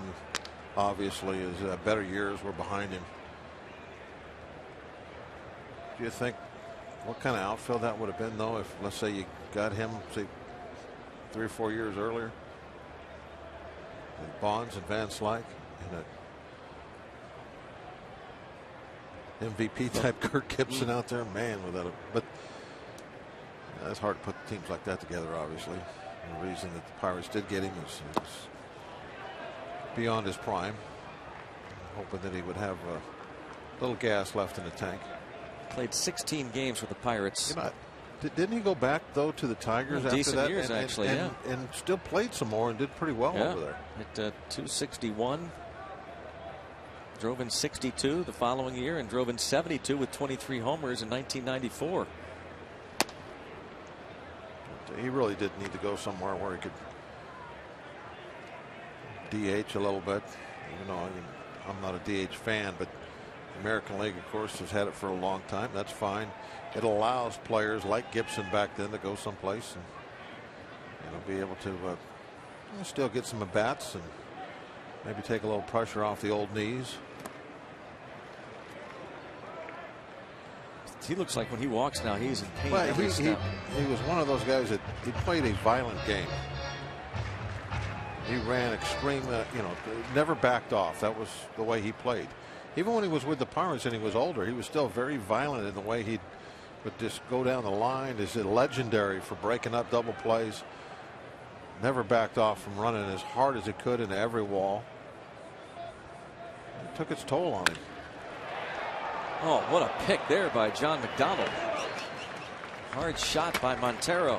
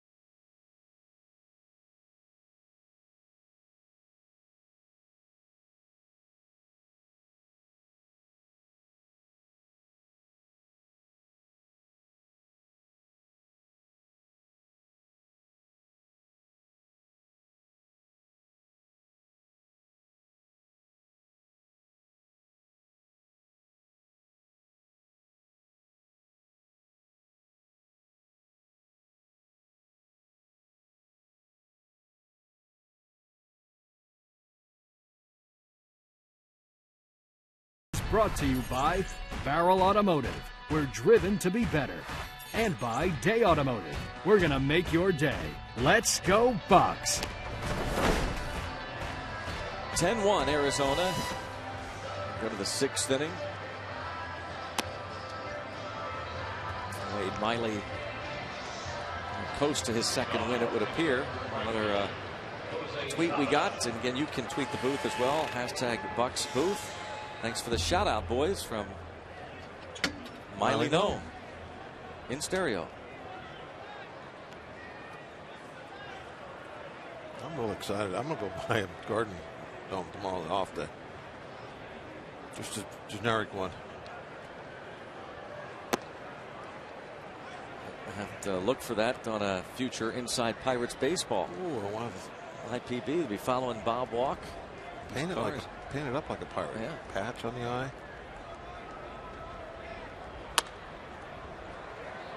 Top of a fly ball to right. And another nice catch by Parra. Catching everything.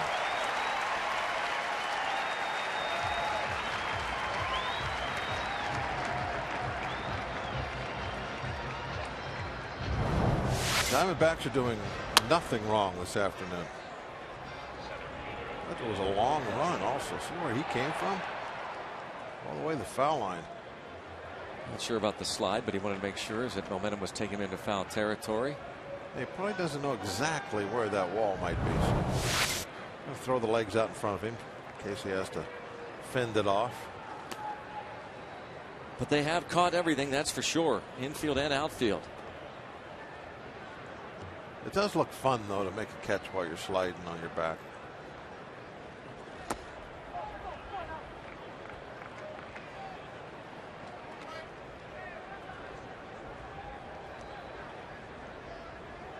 Gotta have fun in this game.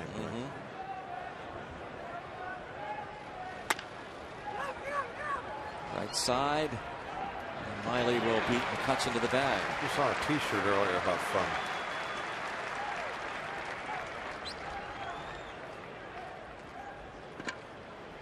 Having some fun today, these D-backs.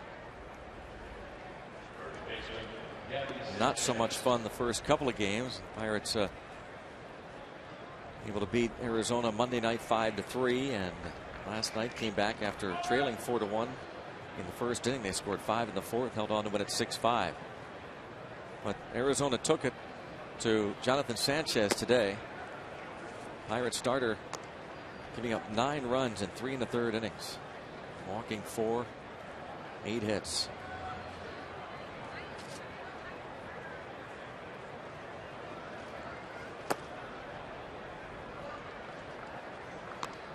So it'll be interesting to see how the Pirates fare against the Reds and then the Cardinals back to back.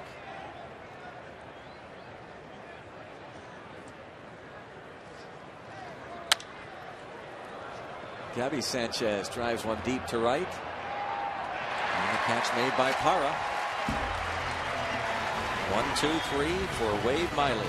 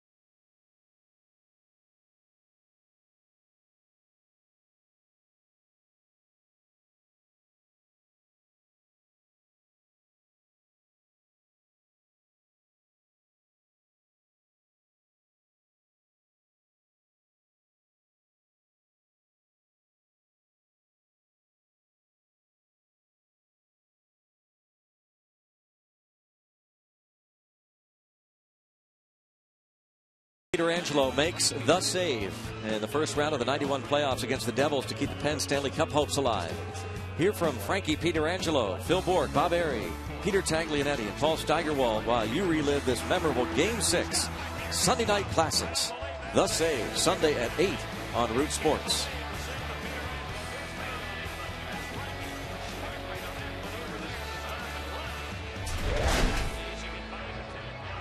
(10-1) D-backs. Clint Hurdle going to give Andrew McCutcheon the rest of the day off, moving Starling Marte from left to center.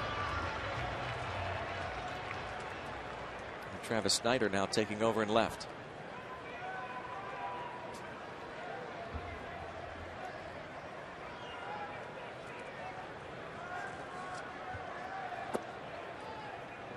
Alfredo Marte on base 3 times.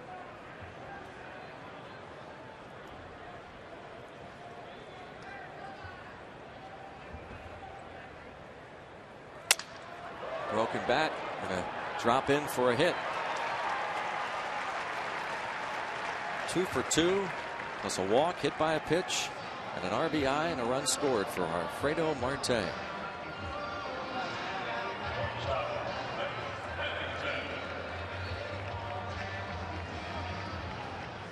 You'd like to see the Diamondbacks kind of back off a little bit now. Get some nice easy innings for LaRue. So he's already thrown 43 pitches. Base hit. They're not backing off. No. They're looking to add on. Well, again, we talked before the game with Clint Hurdle about what the bullpen would look like as Pennington singles off LaRue. Obviously, with Jason Grilli having pitched 3 straight, and doesn't look like the Pirates will need a closer anyway today, not available. He said that Justin Wilson or Genmar Gomez could be available.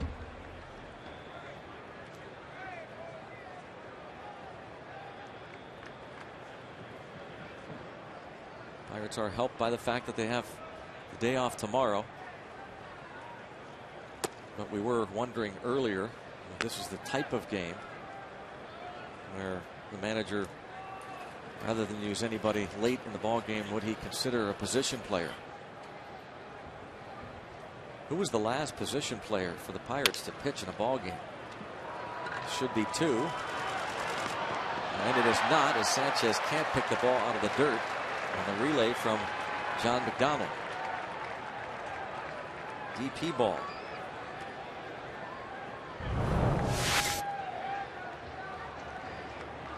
See the attempt at the double play came up a little short. I'm going to guess that it was Abraham Nunez. Now, how did you guess that? I think it was 2004, maybe. You do. You have a memory like a steel trap. You said it earlier. And can you tell me any more details about it, like who the team was, or? It was at home. It was in our ballpark. Okay. Who was managing the Pirates then? In 04. Wait for the trailer. That'd be Lloyd. Good. Good. Yeah. That was a pretty easy question, to be honest with you. I thought it was a trick question at first. That's why I had to wait for a moment. And the team again that they were facing? That we were facing? Come on, trailer. They had Red Hats, I think.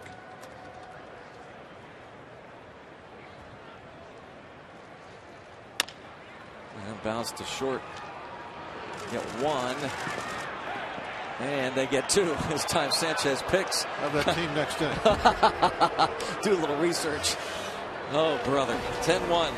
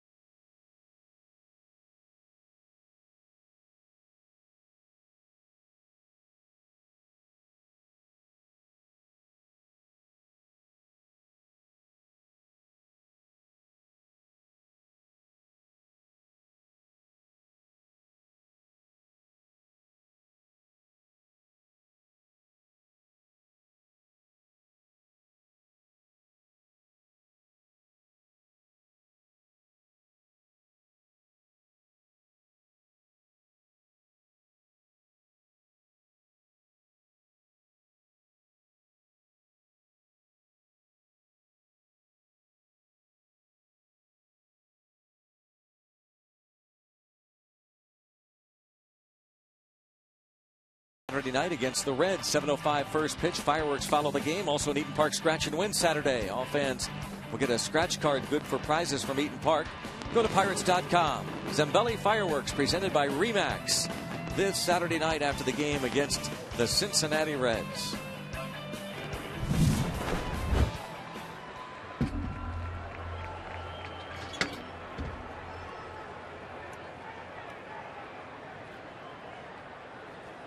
Michael McHenry, his first at bat.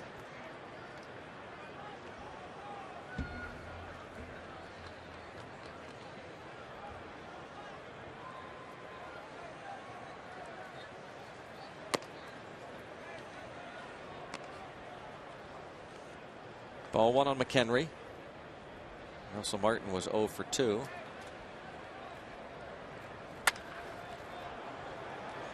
To right. A long run. Not going to get there this time. And Michael McHenry has himself a double. Parra. A lot of running out in that Been doing right a lot field of area. talking to the Pirate bullpen.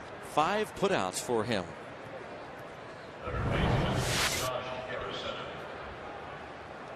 The fork going that direction on a pitch up and away.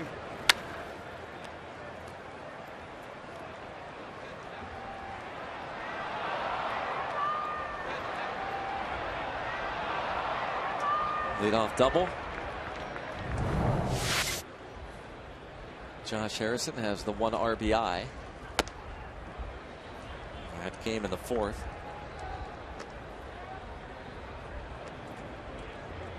And at that point, the Pirates were only down 6-1.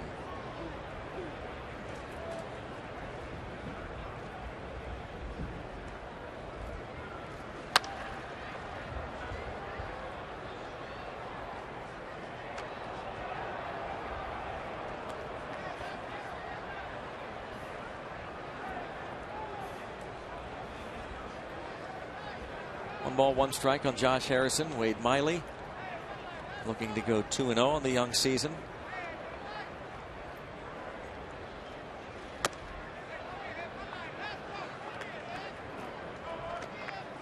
Two and 1.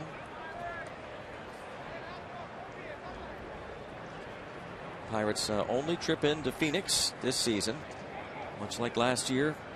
Came on the first road trip.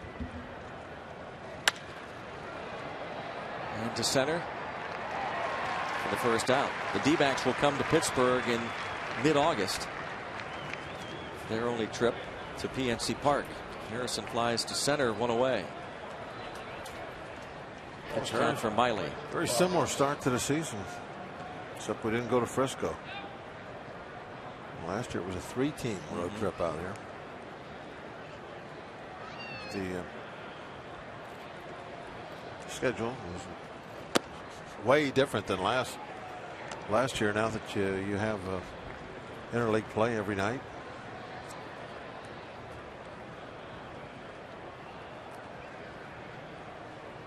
We will be spending some time out on the West Coast, though.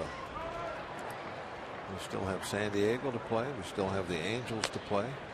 We'll be playing Seattle, playing the Giants. Bucks will make their next trip out west in June to take on the Angels and then the Mariners. Back out to Colorado first week of August, and then to San Diego the 3rd week of August.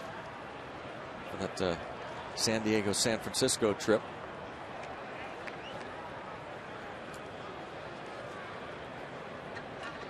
Oh, 2 count on Barmes.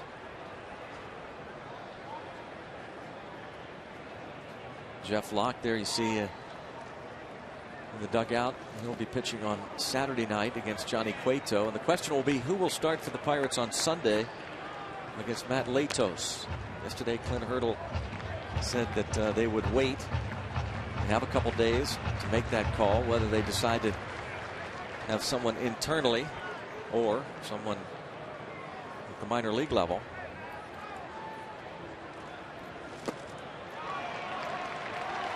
Barmes down on strikes. 2 away. A look at the road ahead for the Pirates, brought to you by Nissan. An upcoming homestand that we talked about in the series against the Reds. Mike Leake faces A.J. Burnett. Game 2, it's Johnny Cueto and Jeff Locke. Most of you can watch our Pirates broadcast on MLB Network while the Pens are on Root Sports. That's Saturday night, and then Sunday, Latos, and we'll find out who will pitch for the Pirates. This Shenmar Gomez would appear to be the obvious choice for somebody on the current roster.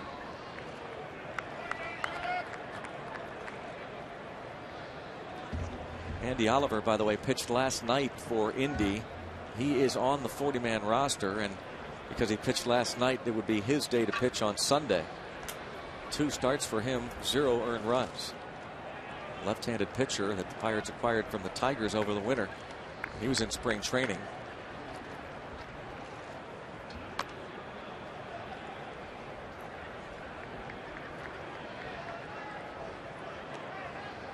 Left-hander Andy Oliver last night went to 5 innings, 3 hits, no runs, 3 walks, 5 strikeouts against Toledo, the top farm club of the Tigers. John McDonald 0 for 2.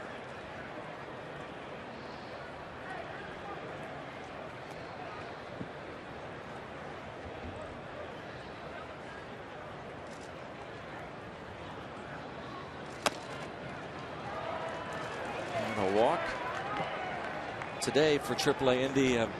2 just fair, maybe at best, starts for Garrett Cole. His second start not as good even as the first one, which wasn't great. I wouldn't call that fair. 2 innings. 63 pitches. I will call it bad then. Yeah.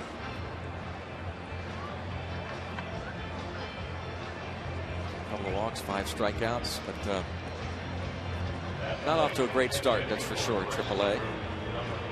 AJ Burnett will be looking for his first win. He's pitched well in his first 2 starts. It'll be interesting to see what kind of rivalry the Pirates and Reds have, going back to Aroldis Chapman buzzing and hitting McCutcheon last summer. Well, the thing that makes it really a rivalry, I think more than that, is the fact that they're the team to beat in the division. That's what you measure yourself against, and that's what's more important than anything else. Is you got to win those games against the top dogs, and that's what the Reds are. Hughes got involved a little bit. You saw him loosening in the bullpen, shoving I believe it was Deoner Navarro last year, and so way up the first baseline. And he and Brandon Phillips got into a little bit of a shouting match. Became kind of public. Kinda. All right, public.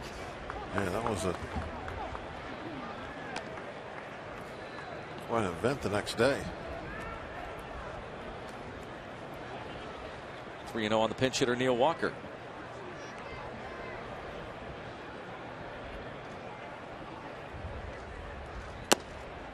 He bats for LaRue. LaRue goes 2 2/3.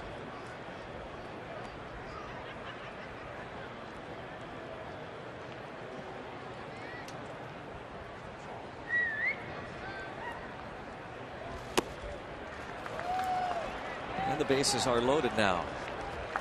The gas tank might be empty. Back-to-back walks for Miley.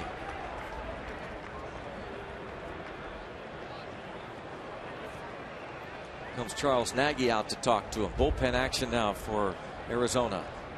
Miley's thrown 102 pitches. 6 2/3. But they really have been kind of easy innings, and it hasn't been tested all that much.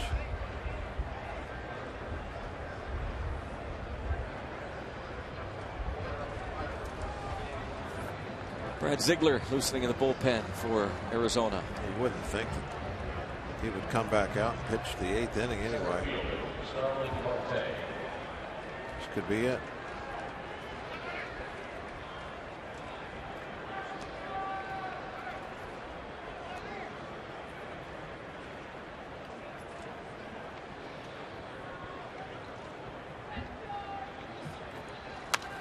Marte doubled to start the ball game. First inning double, but was stranded there. His 5th hit of the series. 5th straight time he has reached base in the first inning.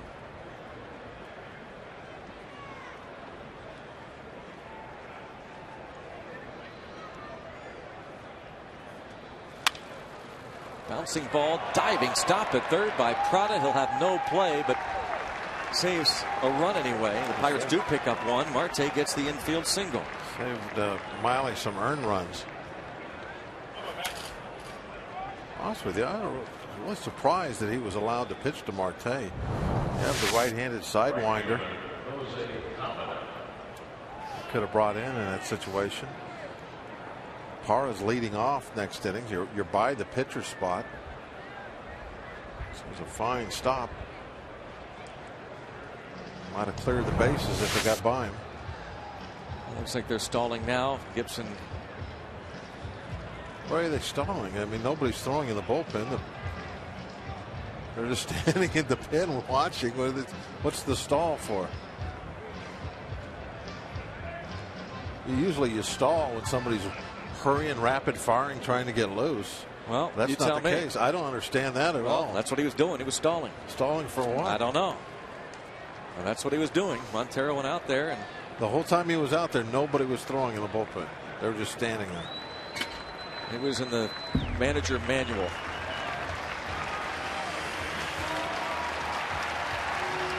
Kirk Gibson brings in Ziegler.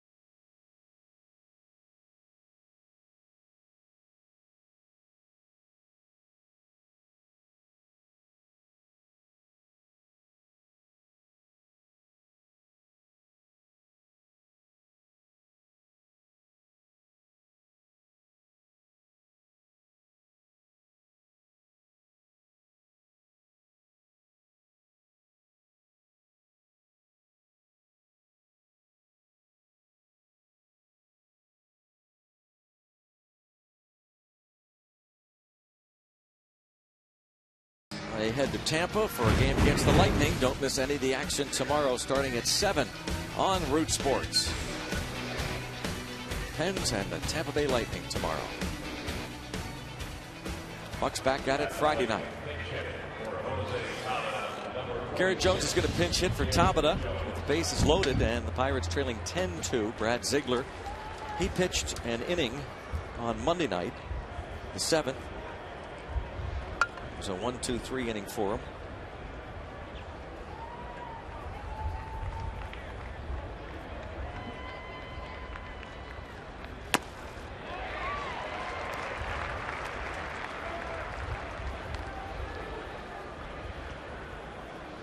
Garrett Jones last night, very productive, 3 for 5, couple of RBIs.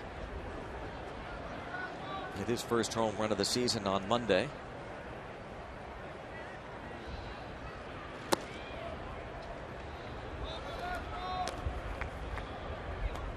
Ziegler gave up just 2 home runs last season in 69 innings. McDonald at third, Walker at second, Marte at first.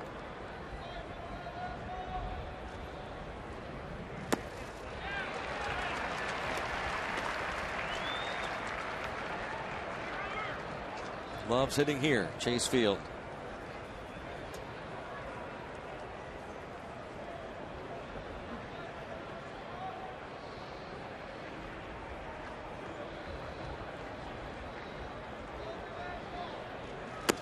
But not this time. Ziegler gets the final out, striking out the pinch hitter Garrett Jones.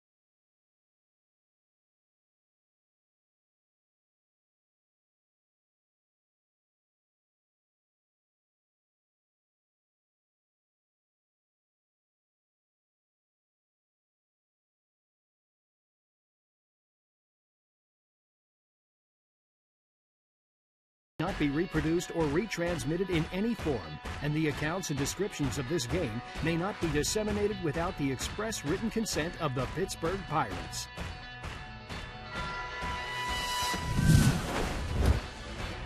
Our day automotive this day in Pirates history. 1971, Willie Stargell has a 3-homer game against the Braves. Willie drove in all 4 Pirate runs.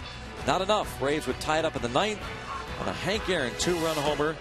The Braves won it in extras on a Ralph Garr RBI triple. Thanks to Day Automotive, we're going to make your day. Steve Blass started that ball game. Where's the closer at, Steve?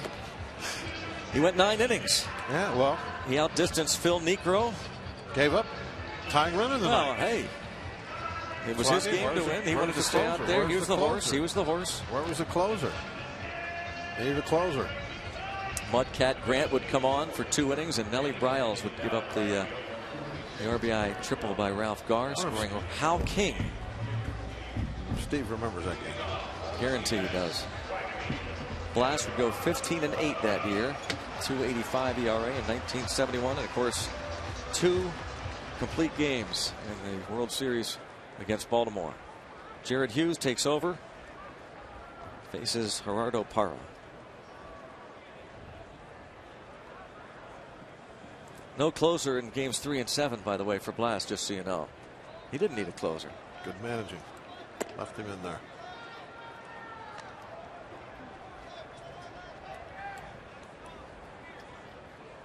Garrett Jones stays in to play right.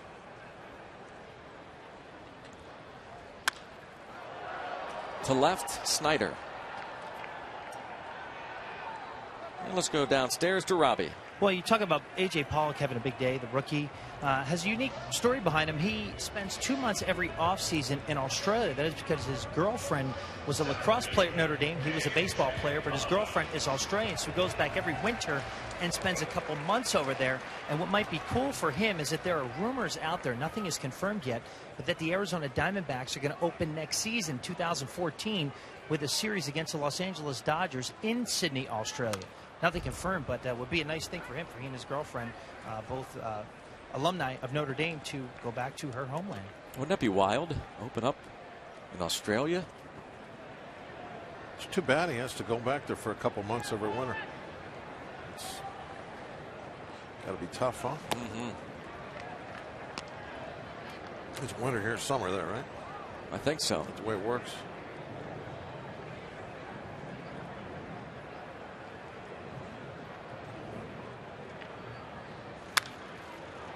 Kind of like the time change. I can never really get it figured out. What is it here now? 3 hours difference in Pittsburgh? Yep, it's 5 minutes after 6. The Berg.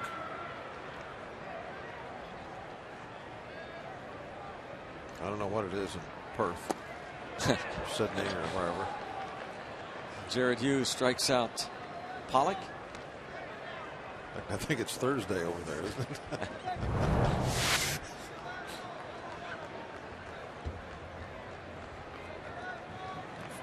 First time Pollock hasn't done something special.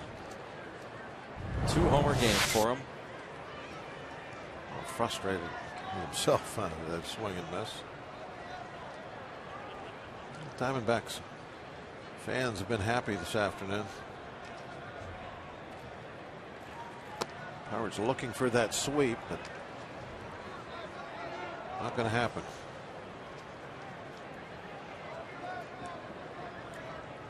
Diamondbacks coming out early, scoring 6 runs in the first 2 innings. Wanting to salvage a game from the series, and sure looks like they've done that.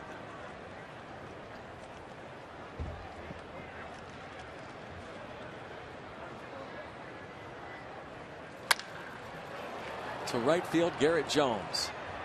And 1-2-3 for Jared Hughes. Through 7.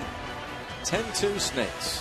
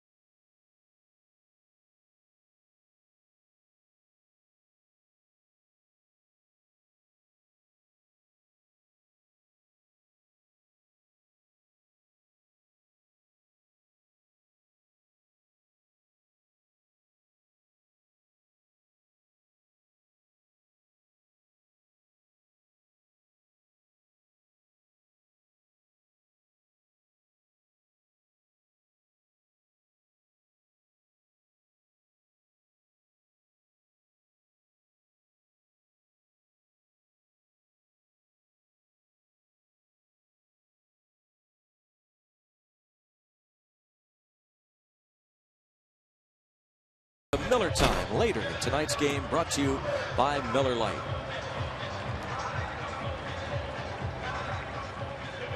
(10-2) Arizona. There's a shirt that says keep calm. That's what we like. This Got is the cat in the hat on it. The day you would like to keep calm.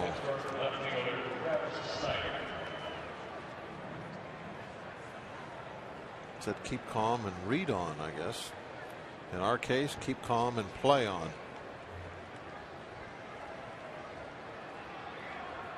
Eric Hinsky takes over at first.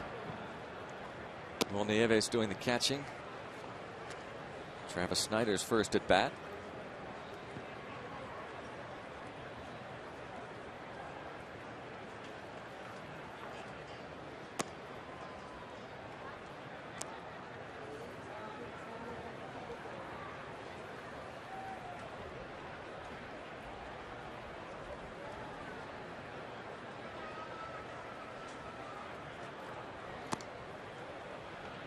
Snyder last night. A couple of hits, 3 at bats, plus a walk. 3 hits in the series.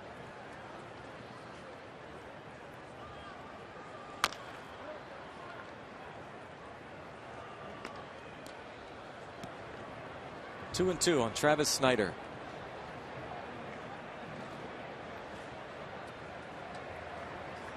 Against the starter Wade Miley.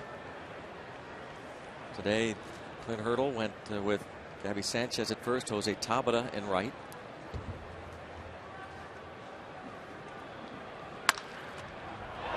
Shot back to Ziegler.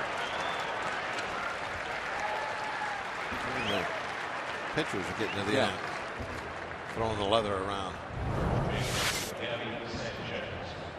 Throws that left hand out real quick. Ball goes right in it. Ziegler, like last night's starter, once struck in the head by a line drive. He was pitching in the California League 2004. Suffered a fractured skull. Talked a lot about that last night with Brandon McCarthy going for Arizona.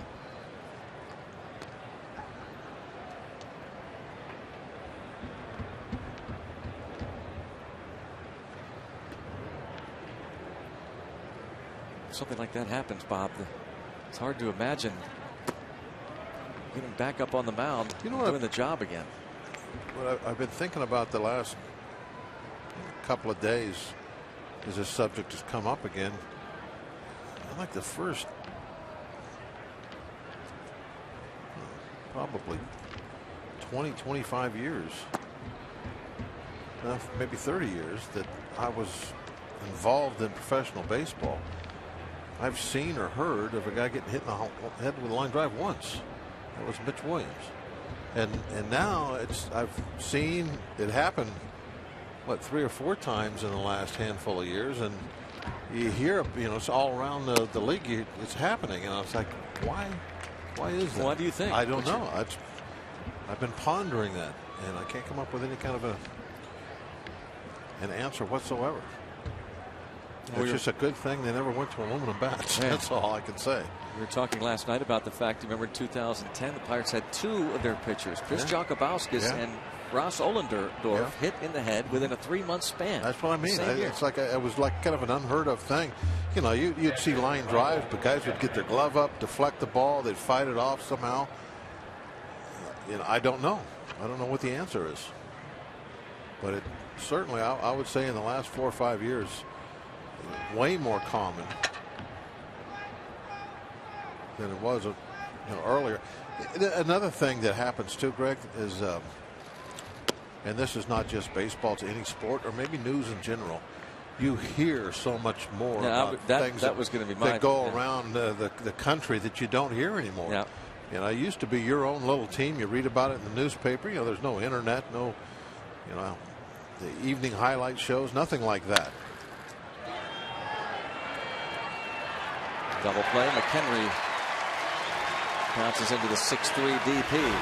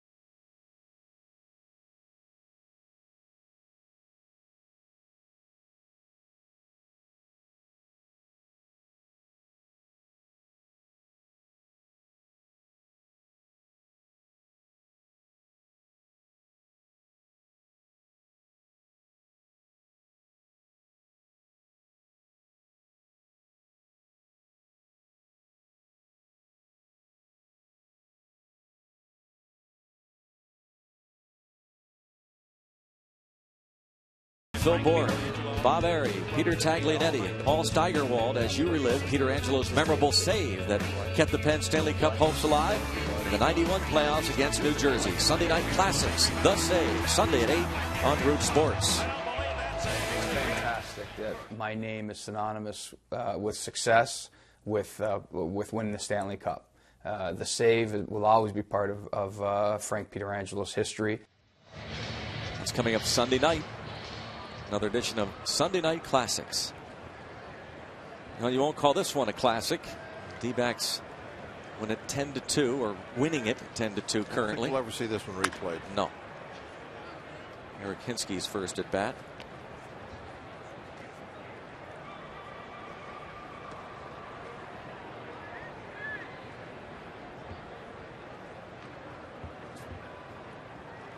He's kept it for now.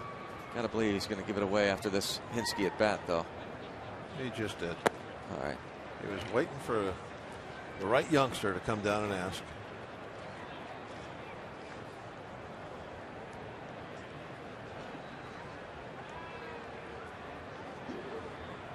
Pirate shirt, pirate shirt, pirate cap there.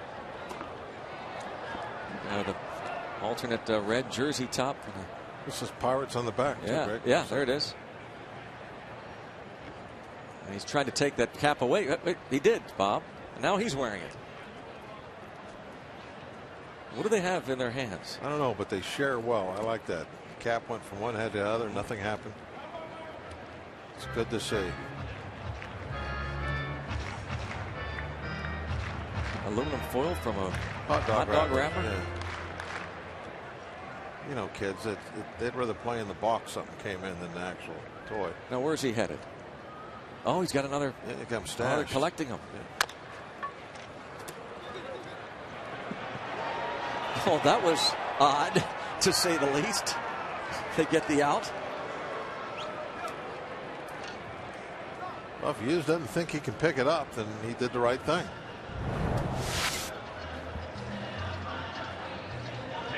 It looked like Jared would have been able to. No. Ideally, you want to scoop that ball up and just take it to the bag yourself. And that way you don't have to have that tricky exchange. But they pulled it off nicely. Sanchez glove to glove. There's Will Nieves, his first at bat.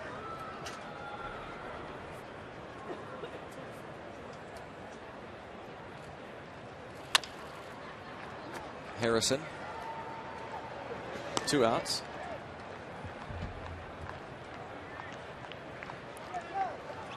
MLB.TV is celebrating 11 years. Join the millions of fans and subscribe today. Watch every out-of-market game live online and on your favorite mobile and connected devices in HD quality with MLB.TV Premium. Visit MLB.TV today. MLB.TV, baseball everywhere.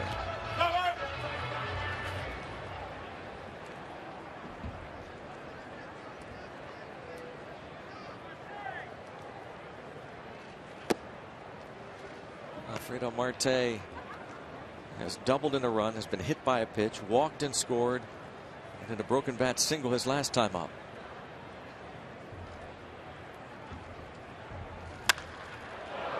So the ball has been jumping off his bat in a couple games that we've seen him. Even last night, that pinch hit, double, bypassing AAA. He's out of AA, but he could have something. Good looking young player.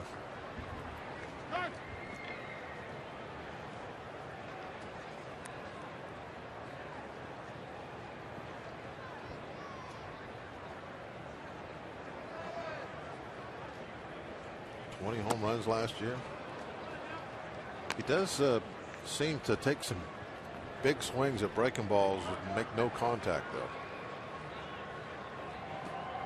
Right now, early on, I would advise anybody working against him to mix in a pretty good amount of sliders.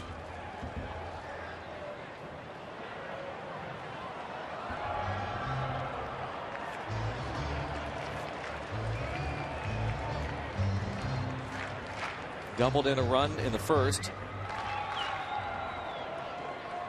Brought in Goldschmidt, Paul Goldschmidt, the third run of that inning.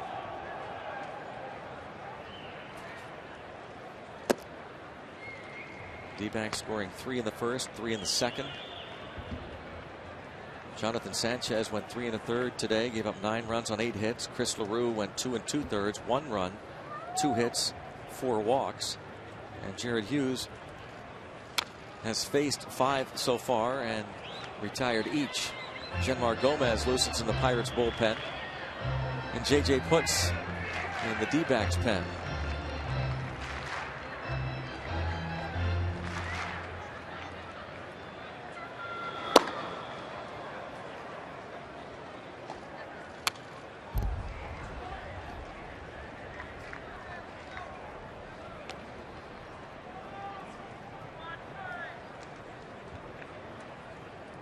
D-backs will host the Dodgers after an off day tomorrow.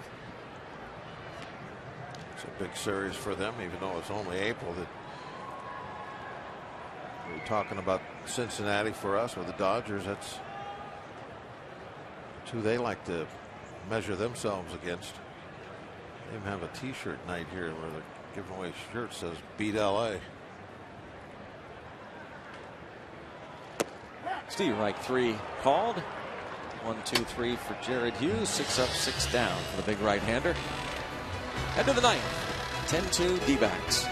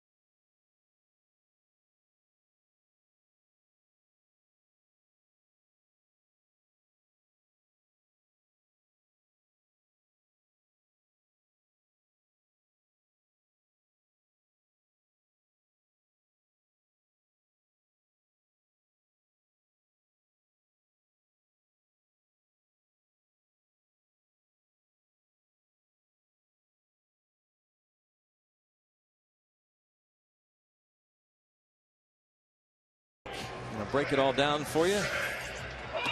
And Hurdle will have his post-game comments.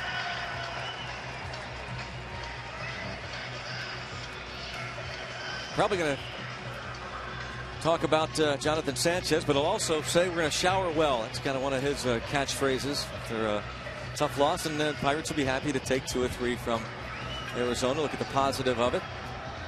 Coming in to this series, losing 4 in a row.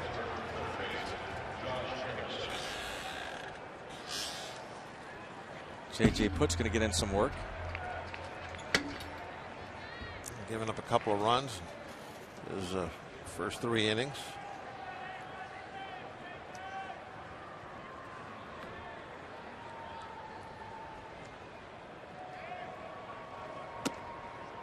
I'm really looking forward to Friday in that series with the Reds. A good test for the Pirates. The Reds just dropped 2 of 3 to the Cardinals. So the Reds are 5-4. A.J. Burnett will be the man. Certainly not going to be an easy homestand. 3 good teams coming in a row. And after the Reds, it's the Cardinals, then Atlanta for 4. Go to Pirates.com to get your tickets. See how the Pirates stack up against 3 of the better teams in the league.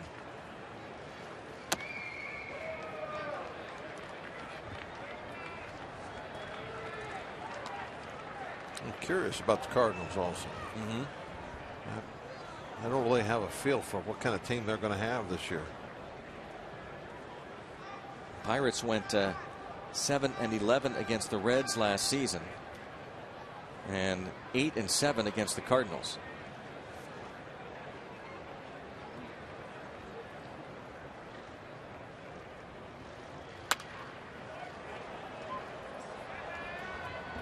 Jay Bell talking things over with Michael McHenry.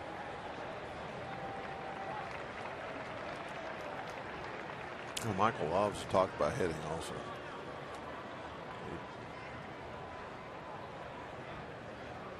He is a sponge when it comes to soaking up baseball information.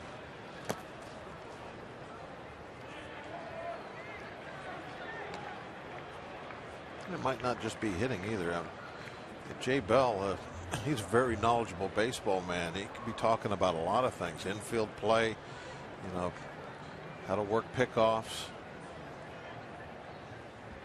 Now they're talking about hitting there now. I can tell by the hand motion.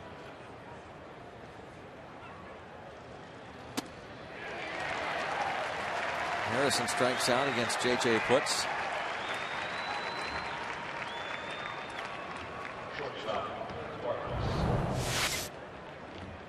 Putz just staying away from him.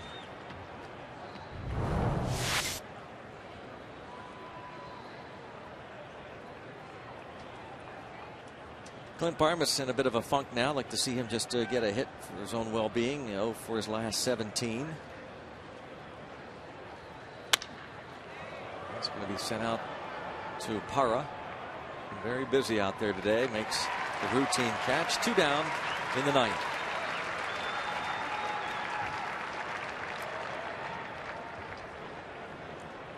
Ten runs, 10 hits for Arizona. 2 runs, 5 hits for Pittsburgh. And a big day for that rookie, A.J. Pollock. 2 homers for Pollock. A double in the first and scored, stole a base. When you wonder, Bob, how different an outcome of a game would have been. You wonder if Sanchez throws properly to Harrison when Pollock was essentially picked off. He got credit for the stolen base, but what if Jonathan Sanchez throws out Pollock for the second out of that inning? You wonder what happens. Yeah, there's a lot of little things during the course of a ball game that it's tough to say what happens because you don't know what that will lead to. You know, things, as we know, will snowball and they can go the other way.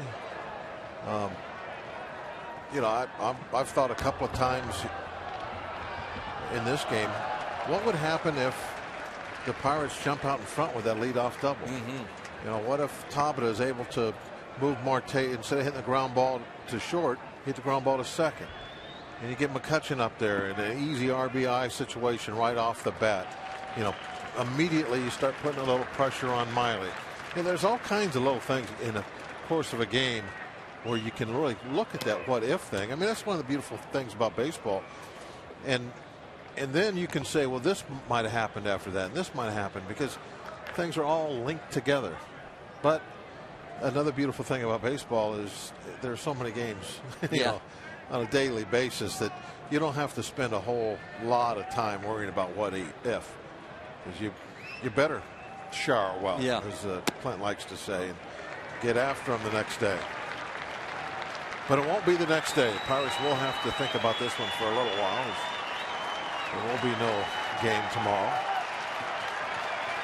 But the Reds are coming in town and got to be ready to play. 2-2 on John McDonald. Swing and a miss, but McDonald will reach. A strikeout and a wild pitch. Delaying the outcome as Pedro Alvarez will get a pinch hit at bat.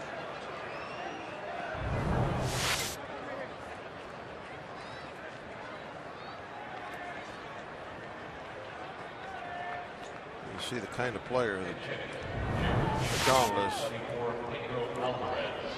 38 years old, 10-2 ball game, and immediately came hard out of that box.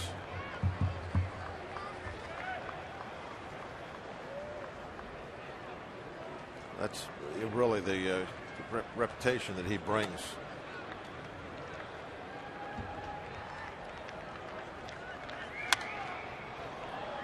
Good man on the field, good man in the clubhouse. Leads by example. How to play the game the right way. Very well respected.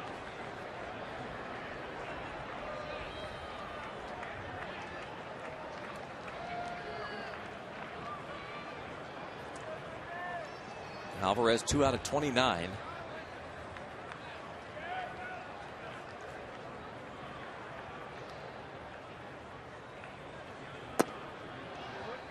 McDonald will take second. Defensive indifference. It's a 1-ball, 1-strike count on Pedro Alvarez.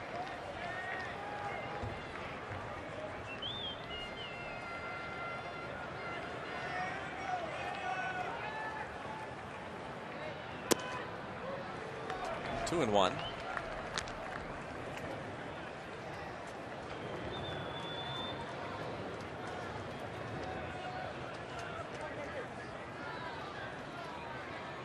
First time that Alvarez hasn't started. He was at third base each of the first 8 games.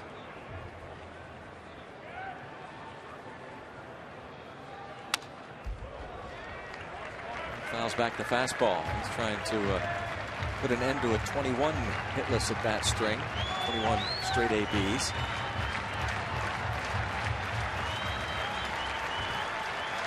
One ball, 2 strikes.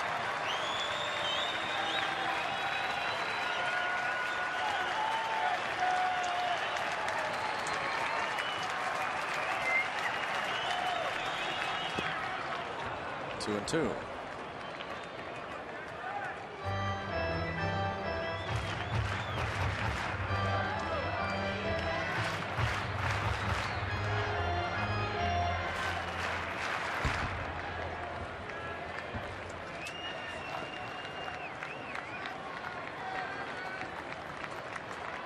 Three and two now on Pedro Alvarez. Goes down swinging, and that's the ball game. In 2 hours and 52 minutes, the D-backs salvage the finale of the series. Big day for A.J. Pollock. 4 RBIs, 2 homers, 3 for 5, leading the 10-hit attack. Not a really pretty game. I hope we do share well after this one. The best thing you can say about it is look at the Arizona trip as a whole. And yesterday's game, the club really got some offense going, put up 11 base hits, and you took 2 out of 3 from a team that is probably going to be a contender out here in this Western Division. So it was a good 3 days today. Just a rough one. Let's forget about it. We'll do that, but not before we send it back to the studio and Robin T.